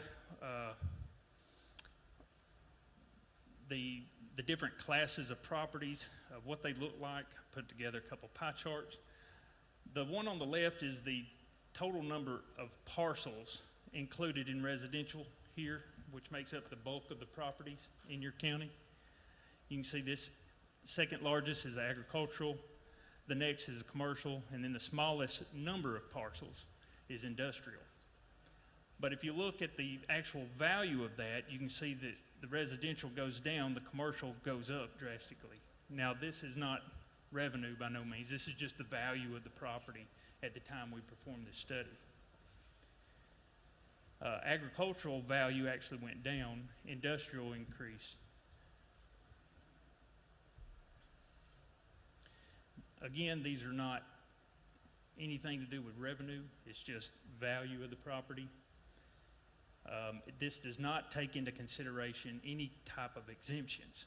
So for example, this class of property here, residential, may qualify for homestead exemptions, senior exemptions, school tax exemptions, also the agricultural exemptions. There's several agricultural exemptions these folks may qualify for, which would shrink in that portion as far as generating revenue. But these are just values. To give you a little history of the residential home sales trends, you can see this starts from 2006 to 2015. Back in the heyday, as I call it, when times were good, and then we hit about 2007, 2008, when the economy collapsed. You can see the blue bars indicate the number of transactions of home sales. This orange line here is the actual average home sale value. So you can see not only did the number of sales shrinking, so did the average selling price. And I would say the gap would have been made up with foreclosures. That's Carroll County? This is Carroll County's data. This came out of your digest data. Now, during this time, the assessors' values on the properties, the assessments, stayed the same. So what you've seen and why you were hit with a consent order was because about in this time, the state noticed that the county was not maintaining property values in their digest. So to correct that deficiency, They went through a reevaluation, and what we were attempting to do is change our assessments to match the selling prices. Does that make sense? So when you look at the overall increase on the digest, it doesn't mean that property values increased 15%. It means that we were 15% low on our assessments. So it may only increase 3 to 5% in values from one year to the next if you look at multiple properties or properties that sold multiple times in the last couple of years. This is a digest comparison of just agricultural and residential properties. Now, this is before and after our reassessments. You can see the agricultural properties made up 14% compared to the residential at 86% in prior years. That has changed now. Agricultural only makes up 6% and the residential at 94%. This graph over here to the right shows the actual percentage of change in value. Now, this is 100% assessed appraised value that we have on the books. There was a 56% decrease in agricultural values, which tells me that we were over appraising the rural agricultural properties in prior digests. The residential actually increased, which tells me that we were below market value. Another study,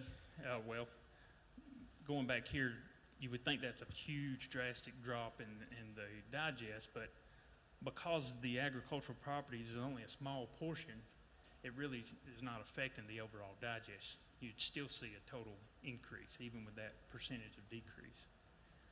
This is the actual study that's performed from their appraisal software. I know it's black and white, but that's the snapshot from their system. You can see before you're at a 34 ratio, and what that means is basically everything is taxed at 40% of market value. Back before the TAVT motor vehicle, that was an ad valorem. You'd pay on the value of that vehicle. Same thing on property taxes. You'd pay basically on what the value of your property was. It's taxed on 40%. So this number here is supposed to be closer to 40%. You can see here we're at 40, I don't have my glasses on, 4029. But there's other studies, there's other numbers here that I'll get involved in. I don't want to bore you with the details here because I got some prettier graphs that will explain it. But this measures, are we at market value? It measures, are we uniform and are we biased? Are we treating one class of property different than the other? Are we treating the lower valued properties different than the higher valued properties?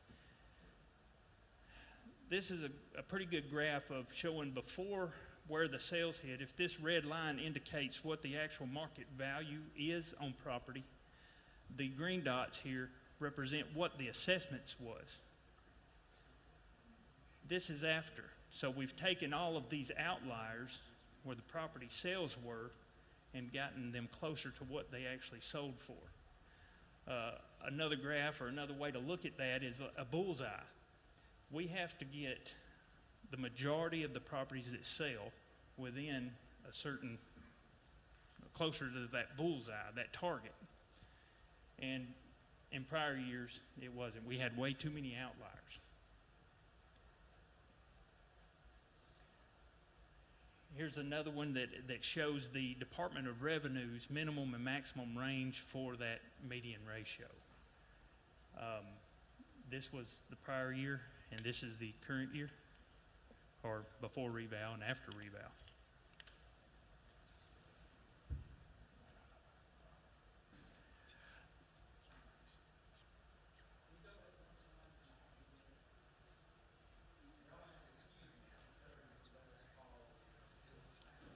Go hand him the mic so he could, yeah. The only thing that I wanted to make a quick point about is this is the measurement of the uniformity that the consent order was under, okay? And to show the before and after, it just really shows how much we're more toward the center point of the target. And so that's what the state had cited Carroll County on. And so that's a really good graph that Stan had come up with to give you a visual of what's going on. And that's all I wanted just to make. That's getting back within that ratio. Yes, sir. Yes.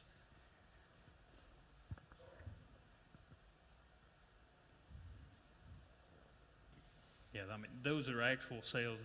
That data came from the sales from the clerk of courts and comparing that to your assessment rolls. These are actual cases. I tried to hide the names, but this gives you an idea. This property was listed for $162,900. It sold for $154,000. It was on the market for 121 days. After the reevaluation, our assessment said $159,000, but the prior assessment was at $143,000. So it's only a $15,000 increase that we made, and we're slightly above the sale price. Whoops. The second one, it was listed for $159,900. It sold for $158,500 on the market for 79 days. Our current assessment is $154,000, but last year the county had it appraised for $147,000, about a $6,000 difference. The next one was a property that listed for $439,900. It sold for $419,000. Our current assessment is $424,000. The prior assessment was $324,000, a difference of about $100,000. This one was listed for $139,900. We're currently at $135,000. I'm sorry. It sold for $135,000. Our current assessment is $134,000. The prior year was $127,900. Only a $6,000 change. This one here was listed for $500,000. It sold for $490,000. Our current assessment is $515,000, but the prior assessment was $567,000. We reduced this one $51,000. Now, prior to this reevaluation, this information was impossible to get out of the assessor's office. Now, the assessors have the ability to get this information and produce these reports. You can see here, here's the ratios. This averages close to 40%. If you compare the actual sale price to our current assessments, you can get a list to sale ratio. These properties here, these 5, is about a 97% list to sale ratio. And the average days on the market's about 90 days. That's on these 5 properties. But the overall, if you look at all of them that we have currently entered, it's close to that same percentage. So the market's coming back. If you take anything away from this. During this process too, the 4 or 5 years with the recession, the state took some measures that Correct. didn't help us a whole lot either by locking property values. Okay. Thank you for bringing that up. I was going to get to that because a lot of this was not any of you guys' fault or the Board of Assessors' fault. Right. There were some mandates placed on us by the folks under the Gold Dome that we had to freeze our assessments. We couldn't raise them. We had to cap them, the moratorium. And so that caused all kinds of havoc when we're trying to maintain uniformity in values. But during those times, we could go down, and so, yes, there's all kinds of issues with why it wasn't performed or maintained. So additional benefits from what we've done as far as we didn't just come in here and raise values or bring Atlanta values. A lot of people I've heard say, we use actual sales from this county. We've cleaned the information up, cleaned your data, better organized so they can have better tools to work with to maintain this and continue it. You can do more accurate analysis, create neighborhoods. You can expand it and maintain uniformity, track growth and trends, list of sales ratios, and include appraisals in the assessments. We don't just look at sales that occur. We try to look at all kinds of market indicators, listings, appraisals, all the local knowledge that the folks here that's appealing. Everybody that's appealing, we're receiving that information. We're going to add that back to our study and perform changes and send out new assessments to get it a better uniform value.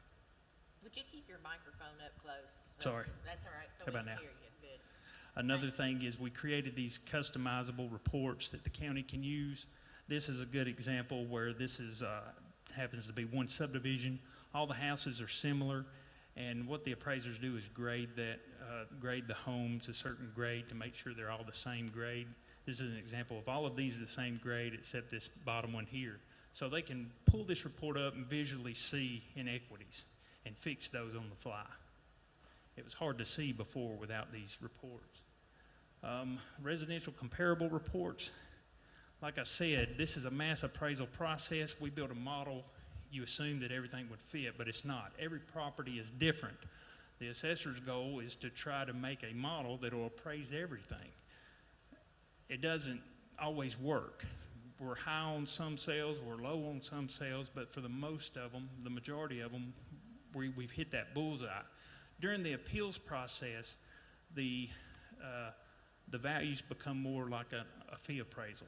The appraiser in the office is going to sit down and pull the 5 most comparable properties that sold to that subject and put it on a report like this. Now they have the ability to do that and see if it falls within line. They look at the dollar per square foot, sale price. Another thing that we've created was these online mobile web maps. This helps to actually see and track the sales, track the models that we made. You can see the different colors of the parcels there showing different subdivisions. They can take this out with mobile devices, phones or iPads, and this is all open for you guys to use. And now for the 2017 commercial and industrial. You were not cited on that in the last study from the state, but again, the Department of Audits and Accounts' purpose for that study is redistribution of school funds. It's not to see, for example, this was the study that was performed by their Department of Audits based on the 2015 sales. They used 34 samples, and you passed the median, the coefficient of dispersion, price-related differential, those tests that they do, you passed on the commercial. But if you run the internal study that we performed, there's actually 84 sales that occur to commercial and industrial properties, and you failed every one if you use all the samples.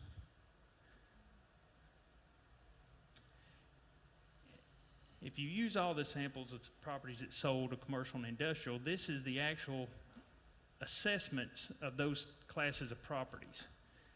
This is the total net taxable. You're sitting at a 32% ratio, not 40.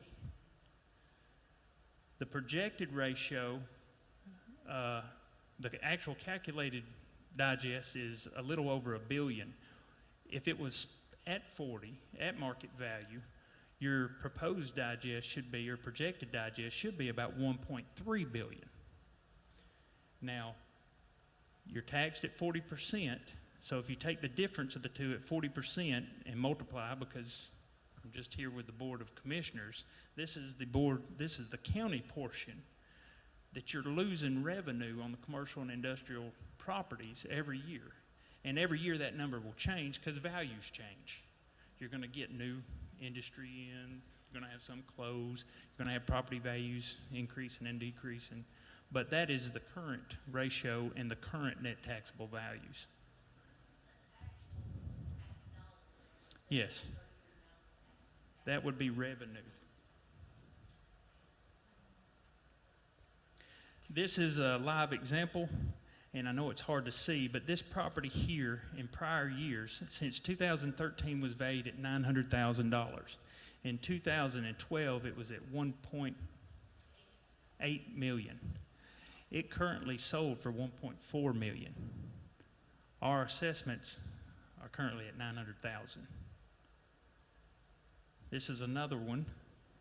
It sold for $215,000. The county has $97,000 on it, and it has had $97,000 since 2012. Another one, this property sold for $1.9 million. The county has $600,000 and has had $600,000 since 2012. Now, those are just 3. There's 80-something of these sales.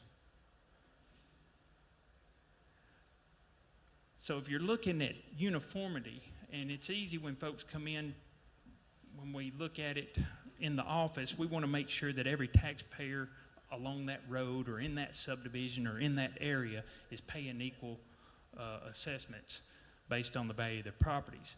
But when you're at the state level, they want to make sure that each class, or state or county level, you want to make sure that your classes are taxed uniformly, not just the neighbors. So this is an example of your current ratios for these different classes of properties: residential, agricultural, commercial, and industrial. Where you're currently at versus where you need to be. This is a better graph to show those numbers. This is your residential properties before and after. Now this is going to be for 2017. You're currently down here. We're proposing to pick it up to the median, at least get you passing. And anything below, I know the state requirement is 36. Anything below a 38 median ratio, you lose revenue on public utility properties. They pay at that assessment level. Anything above a 38 ratio, they pay at 40%. So if all the other classes were at 38, your public utilities would still pay at 40. But you drop below 38, the public utilities pay at that ratio that's calculated.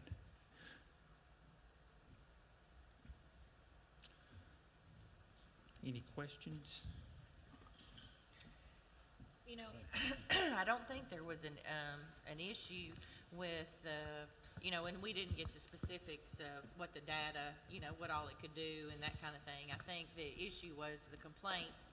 You know, we talked about not being out front more and more with letting people know what was going to happen, but also like the little things about leaving a thing on the door to let you know that it was there. There were so many people that said, I never got anything like that. That when you said that you would do something and it didn't get done, then that's what people stand. So before we went and did anything on commercial, we wanted to make sure that whatever you said you were gonna do was that it was gonna be done, you know, and that was the biggest. And I think, Stan, that was a lot of the issues. We had a few people, you know, stand up, you know, we didn't get this, didn't get that. I know being under the consent order, what y'all did, we had 3 or 4 other companies look that wouldn't even take on the challenge. So one, you appreciate that. I know we paid for it, but y'all did something nobody else was willing to do in 11 months. So we know some things fell through the crack and all that. What we as a board want to enhance is make sure our communication's out there, our education is out there, and do that on things we didn't have the opportunity to do because, you know, fast paced, and we understand that. So One issue, and I don't know the specific cases that you may be bringing up, but all of our appraisers were asked to go out, collect the information, collect the data. If they're not home, leave a door hanger. And we even went a step beyond that because I think the requirements or specifics was just taking one picture of the front. We actually took a front and back photo. We left a door hanger. They got out, verified measurements.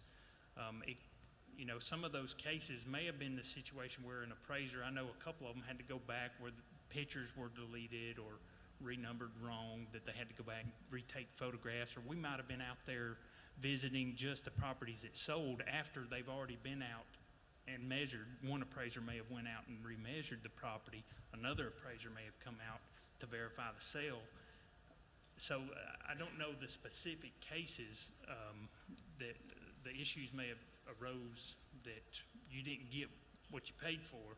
I think we went above and beyond even the contract specs with providing all the information that we left with the county, the tools that they can use, and taking front and back photos to reassure that they were getting out of the car. I mean, there was 20, 25 folks just from our side of it. There's so many people involved, there may be mistakes, I mean, human error, but I don't know any specific cases that's been brought up to my attention. And our goal is to do our due diligence. Commissioner North had to leave, and that's what he wanted to stress is, hey, that was done in a very fast pace. We're not going to be under that stipulation. And we understand that. Our thing is that variable. We want to help communicate and educate this time a little better. Michelle's good about bringing that to us as a board to get it out in front of the people. And that's all we're trying to communicate. Obviously, with 25-plus employees, yes, it's understandable. Some things could have fell through, but ours is just to make sure our partnership is even defined better. I want to say this too, when it comes to county employees or county departments, everyone loves it when 911 answers. Everyone loves it when the fire department or sheriff's department shows up at your door. Maybe other than Ben, the building inspector, these guys aren't going to be real popular. They're not. It is a very Especially when they just saw an increase on their taxes. So I looked into a couple of them, and I don't know what happened, but I do know this: those particular cases saw significant increases, significant. You know, so they're not real happy when, for one reason, their property taxes just went up when they call. So. Can I say a couple of things? One is, we encourage the appeal process because there are we going did to be errors. Absolutely. We need to find those errors, we need to address those errors. A lot of people may not know to appeal. So that's just another part of it. It was our first attempt at, this is what we think it's worth. We're guessing based on these facts and statistics that we've found. Now it's your turn to come in and tell us where we're wrong. The community is involved in that. It's part of their, and may not always know, but another thing was, it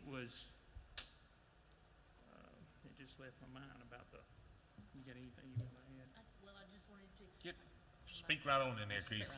Hello, I'm Christy Reese, and I'm one of the owners of GMAS, and I just wanted to let you know that the appeal process is over today. The appeal period is over. There were roughly. She did survive. There was, at our last count today, we had about 4,200 appeals. That's real and personal. That's a very, very low number in this county. That's going to allow the county to be able to go ahead and submit the digest so that you're not going to have to delay any billing. So what those numbers do tell us is, since there was such a low appeal rate, that most of the assessments we got right, 92% of them we got right. So that's a very high number, and I feel like it was a good job. It was rushed. There are some mistakes, and we are going to stand behind it, and we'll fix those mistakes. They're bringing them to our attention. That's what we're here for. Absolutely. You did talk about not being liked. We did have 5 guns pulled on us in the county, and 2 of our employees were held hostage. Yeah. Well, I'm just saying, Really? going forward, Yes, I about like 20 the new minutes until the law got there.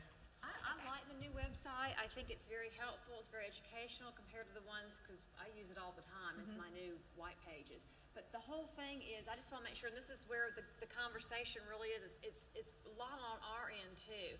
Going forward now, we're going to go back to some of these people with their businesses, and they're going to get in their space. I'm more concerned about how are we going to do this, and a lot of this data was very important, and I hope that we will put it on our website. I hope that we can have a copy of those, because I couldn't read the small print.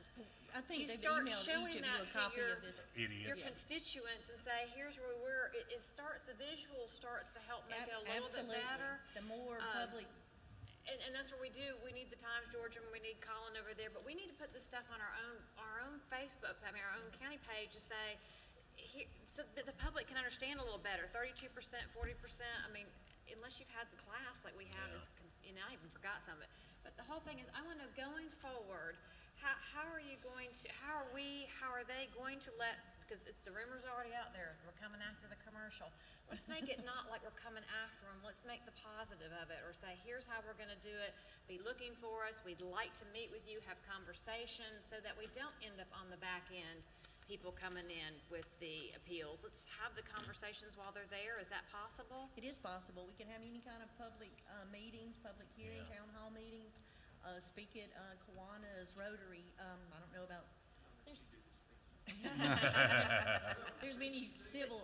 I just think we need to be, we as a board need to make sure we are more open in this. And some of it may need to come more for us, but utilize y'all's services. We don't own a newspaper. We have a poor way of communicating sometimes. We're trying to do better. Yes. Social, the whole network and all, but. Well, commercial's gonna be a lot different, and It the reason is. is, you're gonna be at work. Yeah. We're gonna have to, Yeah. you're gonna be You're there. gonna have the communication up We're front. gonna have the communication Yeah. up front. But we wanna let them know it's gonna happen. We wanna be out front even further than that. I understand Yes. that, but we'll have conversations with the folks. And not while near we're as there, what many we're and- doing. And maybe explain some of them while you're there, you know, why they're sitting at 32%. I mean, because like I said, all we've heard was consent order, and then everybody's like, what? So I think some of that data that was shown tonight would have been very will be helpful going forward. Yeah. Absolutely. Okay. Okay. Make sure you look at Morgan Oil. I gotta appreciate it. It is appreciated. Thank you. Thank y'all. Absolutely. Any other questions? If y'all come back with If a not, real we'll, house, I'm putting it yeah, in. this is gonna be relative to section 8 when we get to this in a few minutes. One question really is just pertaining to the commercial and industrial side, and I know the answer to this, but that's a big enough project. There's no way your staff is gonna Yeah. handle anything like Yeah, that. no way. I mean, I feel we have to have someone, so, and ultimately, that's what's gonna be in front of us Tuesday night. And the commercial is a lot more detailed than Right. obviously the residential side is, because that appraiser's gonna have to have inside knowledge of those buildings that he's looking at and what they actually do. Right. I'm glad you brought that up, because Renee and I had this conversation last week, because here's another thing, how do we make sure we don't end up in this situation again? Well, That all of a sudden 15 years from now, we're having to do this again. We need to make sure we fund, which there's more money we don't have, but. right, that's a discussion. To make sure we have the either appropriate trained, qualified employee or the contracted services. But we've gotta make sure this does not happen to our next Absolutely. predecessors. Well, we've made it a lot easier for them with the way we set up their computer system now. We've allowed, they're gonna be able to run a lot more statistical information and find where the areas are that they have problems. It won't just be, all over the county. It could be a specific area that may need adjusting, and that helps them to keep those sales back in that target area. So we've made that a whole lot easier. Well, I commend you on 92% first round. Hadn't been done in so long, so we appreciate the We've been working a little partnership thing to pat us on the back. and effort on our staff as well. But any other thing from the Absolutely. They have board? been- All right, thank you very Thank you. much. Thank y'all. Now we're to item, 6. item 6, review and discussion of items for the September 6th Board of Commissioners meeting agenda. If you'll go to that, we'll go down to item 8. 8.1 is the financial session, financial recap for July of 2016, which Don will be presenting next Tuesday. Any questions for Don as of today? I just wanna know, what do I push to make that come up? Just, okay. Okay. Yeah, right there. If I push that blue. We could be like city council and put it on the screen so we all could see it really big. And we could do that next. Oh, okay. I don't know. You could do that. Hard copies back there. I mean, somebody like me, I can see very little. Yeah, if we had a big enough screen that utilizes that part. Okay, I see. They're at the bottom. Okay. At the bottom. And thanks for the Board of Assessors being here as well. It's in the Okay. digital. We blame y'all. Yeah. Vicki, you got any questions for Don? We got anything? I know, All right, if not, we'll move on. Item 8.2, consideration of construction for the boat ramp at Moore's Bridge Park. Ben Skipper, interim park director. Commissioners, and like to present to you the Moore's Bridge project. It's where we're working on a boat ramp down in the south side of the county. The proposal total we're estimating at $97,000. 465 million. Charles Pope put these numbers together. As you know, the parking lot and the comfort station has been installed for about 2 years. There's about approximately 4 miles of current horse trails on the park, and this boat ramp would tie into that comfort station and main gate off Black Dirt Road, and once completed, the park can be open. Any questions? Well, let me say this, the ramps that we've done in the past, have, I know that figure may jump out at you, but if you pull up to just the boat ramp itself, you see that it's minimal. And it's because there were existing roads like McIntosh and over at, so the majority of this, is roads. Yeah. Right. And that's where a lot of the costs come from, And we broke that out into the roadway and the parking lot so you could see it. It's on there, broke out. And an additional, I'm proposing to pave the road from the boat ramp all the way back to the current paved parking lot. And the reason I'm doing that is there's 94 feet in elevation between the top of the hill and the boat ramp, and our concerns is sediment erosion control, being able to maintain, if it's a gravel, we're gonna have a continuous maintenance issue with And that much close to the elevation. river. That's right. And it's adjacent to the Chattahoochee River. And real quickly, just so everybody knows, talk about how the revenue stream, how the gates are gonna work. There's gonna be a drop box down there, so there's Sure. also no, this is not gonna need manning. We looked at, I guess we said we looked at the park and saw what we could do to open it, to offer services without manning it, and this was one of them. I hope that before we go and proceed on with opening another park or whatever, that we make the corrections, improvements, or modifications to what we currently have to make them work. Like Little Tallapoosa, the horse parking, all that's not the right size or correct size or whatever. If we could do that, I think, and quit, and then back off on some of this and perfect what we have before we expand anymore. I don't disagree Sure. with that at all. Commissioner Anderson, that project at Little Tallapoosa will be completed in less than 2 weeks. The horse camping that you're referring to, Public Works is out there is adding 6 feet to the roadway, and they're adding about 25 feet radiuses to get the trucks the trucks and trailers into the camping area. So we've doubled the size of the parking pad, and we've added 6 additional feet of lane, and we've added a 20-foot section to one of the tight turns, which would be hard for a longer, when I met at McIntosh, some of the horse campers that has the camper and the horses together, the total trailer is 40 feet long. And then you add that to a 4-door truck that's 20 feet long, you've got a long rig. So we've added to make the turns, I say a radius, we made the turn much more friendly for that. We've widened the road, taken the trees back, the limbs back, because some of the concerns were, they don't want to come in with a brand-new rig and have a limb go down the side of their trailer. So that project at Little Tallapoosa shall be completed in about 2 weeks. And where do you get the money to make all of these? The Little Tallapoosa Park already has an approved budget for the horse camping. That was already approved. And the boat ramp project, the reason we're starting there is the permit was acquired about 2 years ago. So, and the permit does have a time limit. Right now, just to update the board, I did send out, Ben was named as interim. He's basically giving us a 90-day review and will give us a full 6-month report at the end of his 6-month interim period, where we stand on parks and projects. Our goal is not to do a lot more opening, but like you say, fix up where we are, get us to a point, and give a full report to where we totally know where we are in our parks. Are you putting a party pavilion on Mr. Federer's side? No comment. But while you're here, Commissioner Lee, you're a horse person I know you go into the parks every single week, multiple times. I know you've seen the work out there that we're doing to the horse camping. You think that's gonna work? Okay, thank you. And Charles Pope's guys are working really hard, so.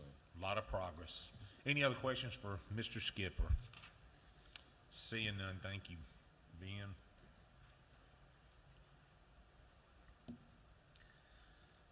We'll go to item 8.3 is a consideration of proposed resolution to levy 2016 Carroll County and Carroll County Schools property taxes and adopting the 2016 homestead exemptions.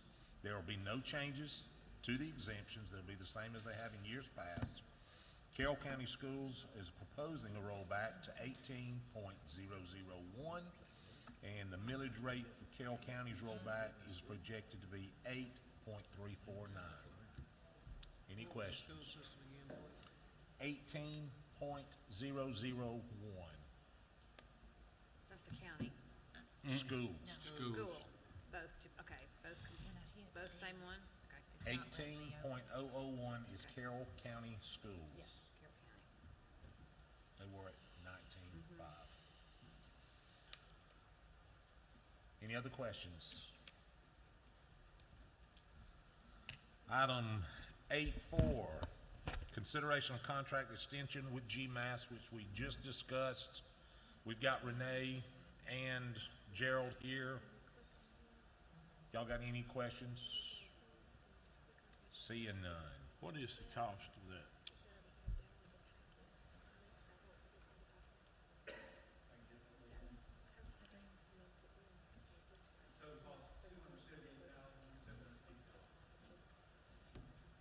Any other questions?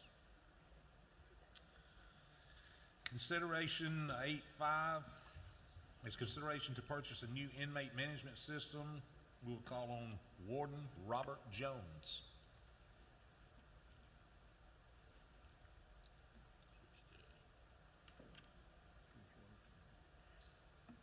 Good evening, and thank you for the opportunity to come before you. I think we talked about this at our last work session. We're currently operating on a system that's about 10 to 15 years old. It initially cost the county, I think, around $70,000 for that system.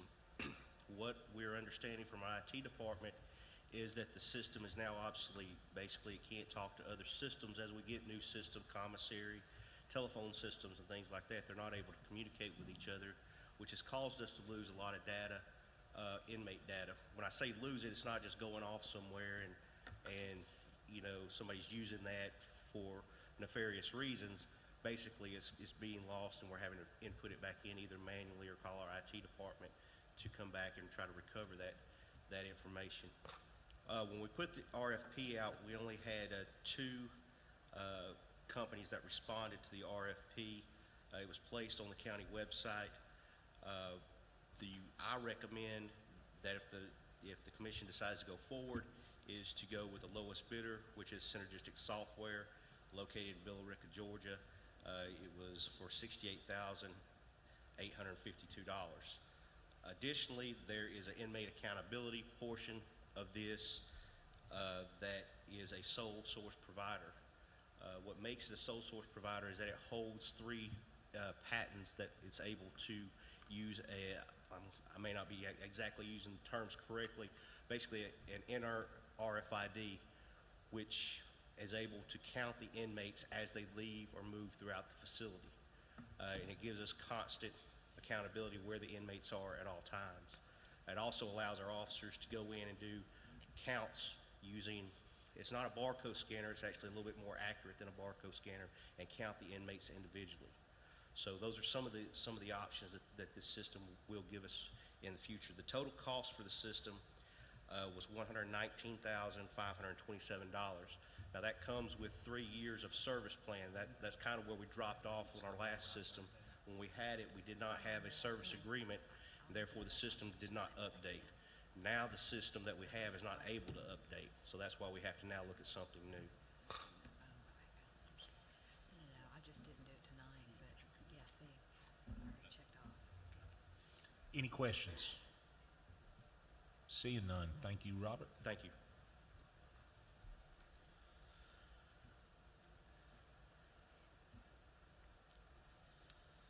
We'll move into item number 9, business session. We'll call on 911 Director Tricia Orr for consideration of resolution authorizing and reaffirming the E911 charges to Carroll County, or in Carroll County. It's just the yearly resolution on reaffirming our 911 fees for the wireless and the prepaid. So the wireless is $1.50, prepaid 75 cents. It just goes back into our 911 fund. Any questions? You waited all this time for that? us. Bless her heart, yeah. Any questions, we know we gotta do it. Yeah, Trish, thank you.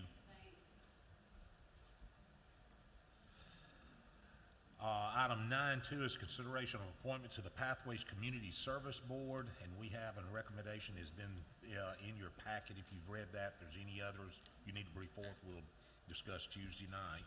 Any questions? 9.2.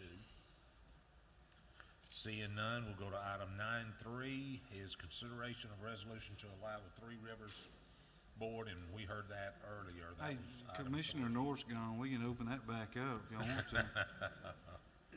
Now, are we going, what does this say? That we want to enter into a resolution having them do this, or what? And we have to That's how the make a resolution would commitment read, right? That we're for- committing to move forward with, For fiscal year, yeah, it allows them to apply for the grant and Okay. do all that. which we don't know if we would get approved, but we would have time to put money in the budget for it, okay? Nobody's ever not been approved. No county, Oh, really? no. That's what I'd heard, yeah, that all's gonna happen if you pull the trigger. All right, any other questions there? And obviously, we don't do zoning. I bet we could get a motion for an adjournment. Motion to adjourn. Motion Yes. second. All those in favor? All those opposed? Thank you.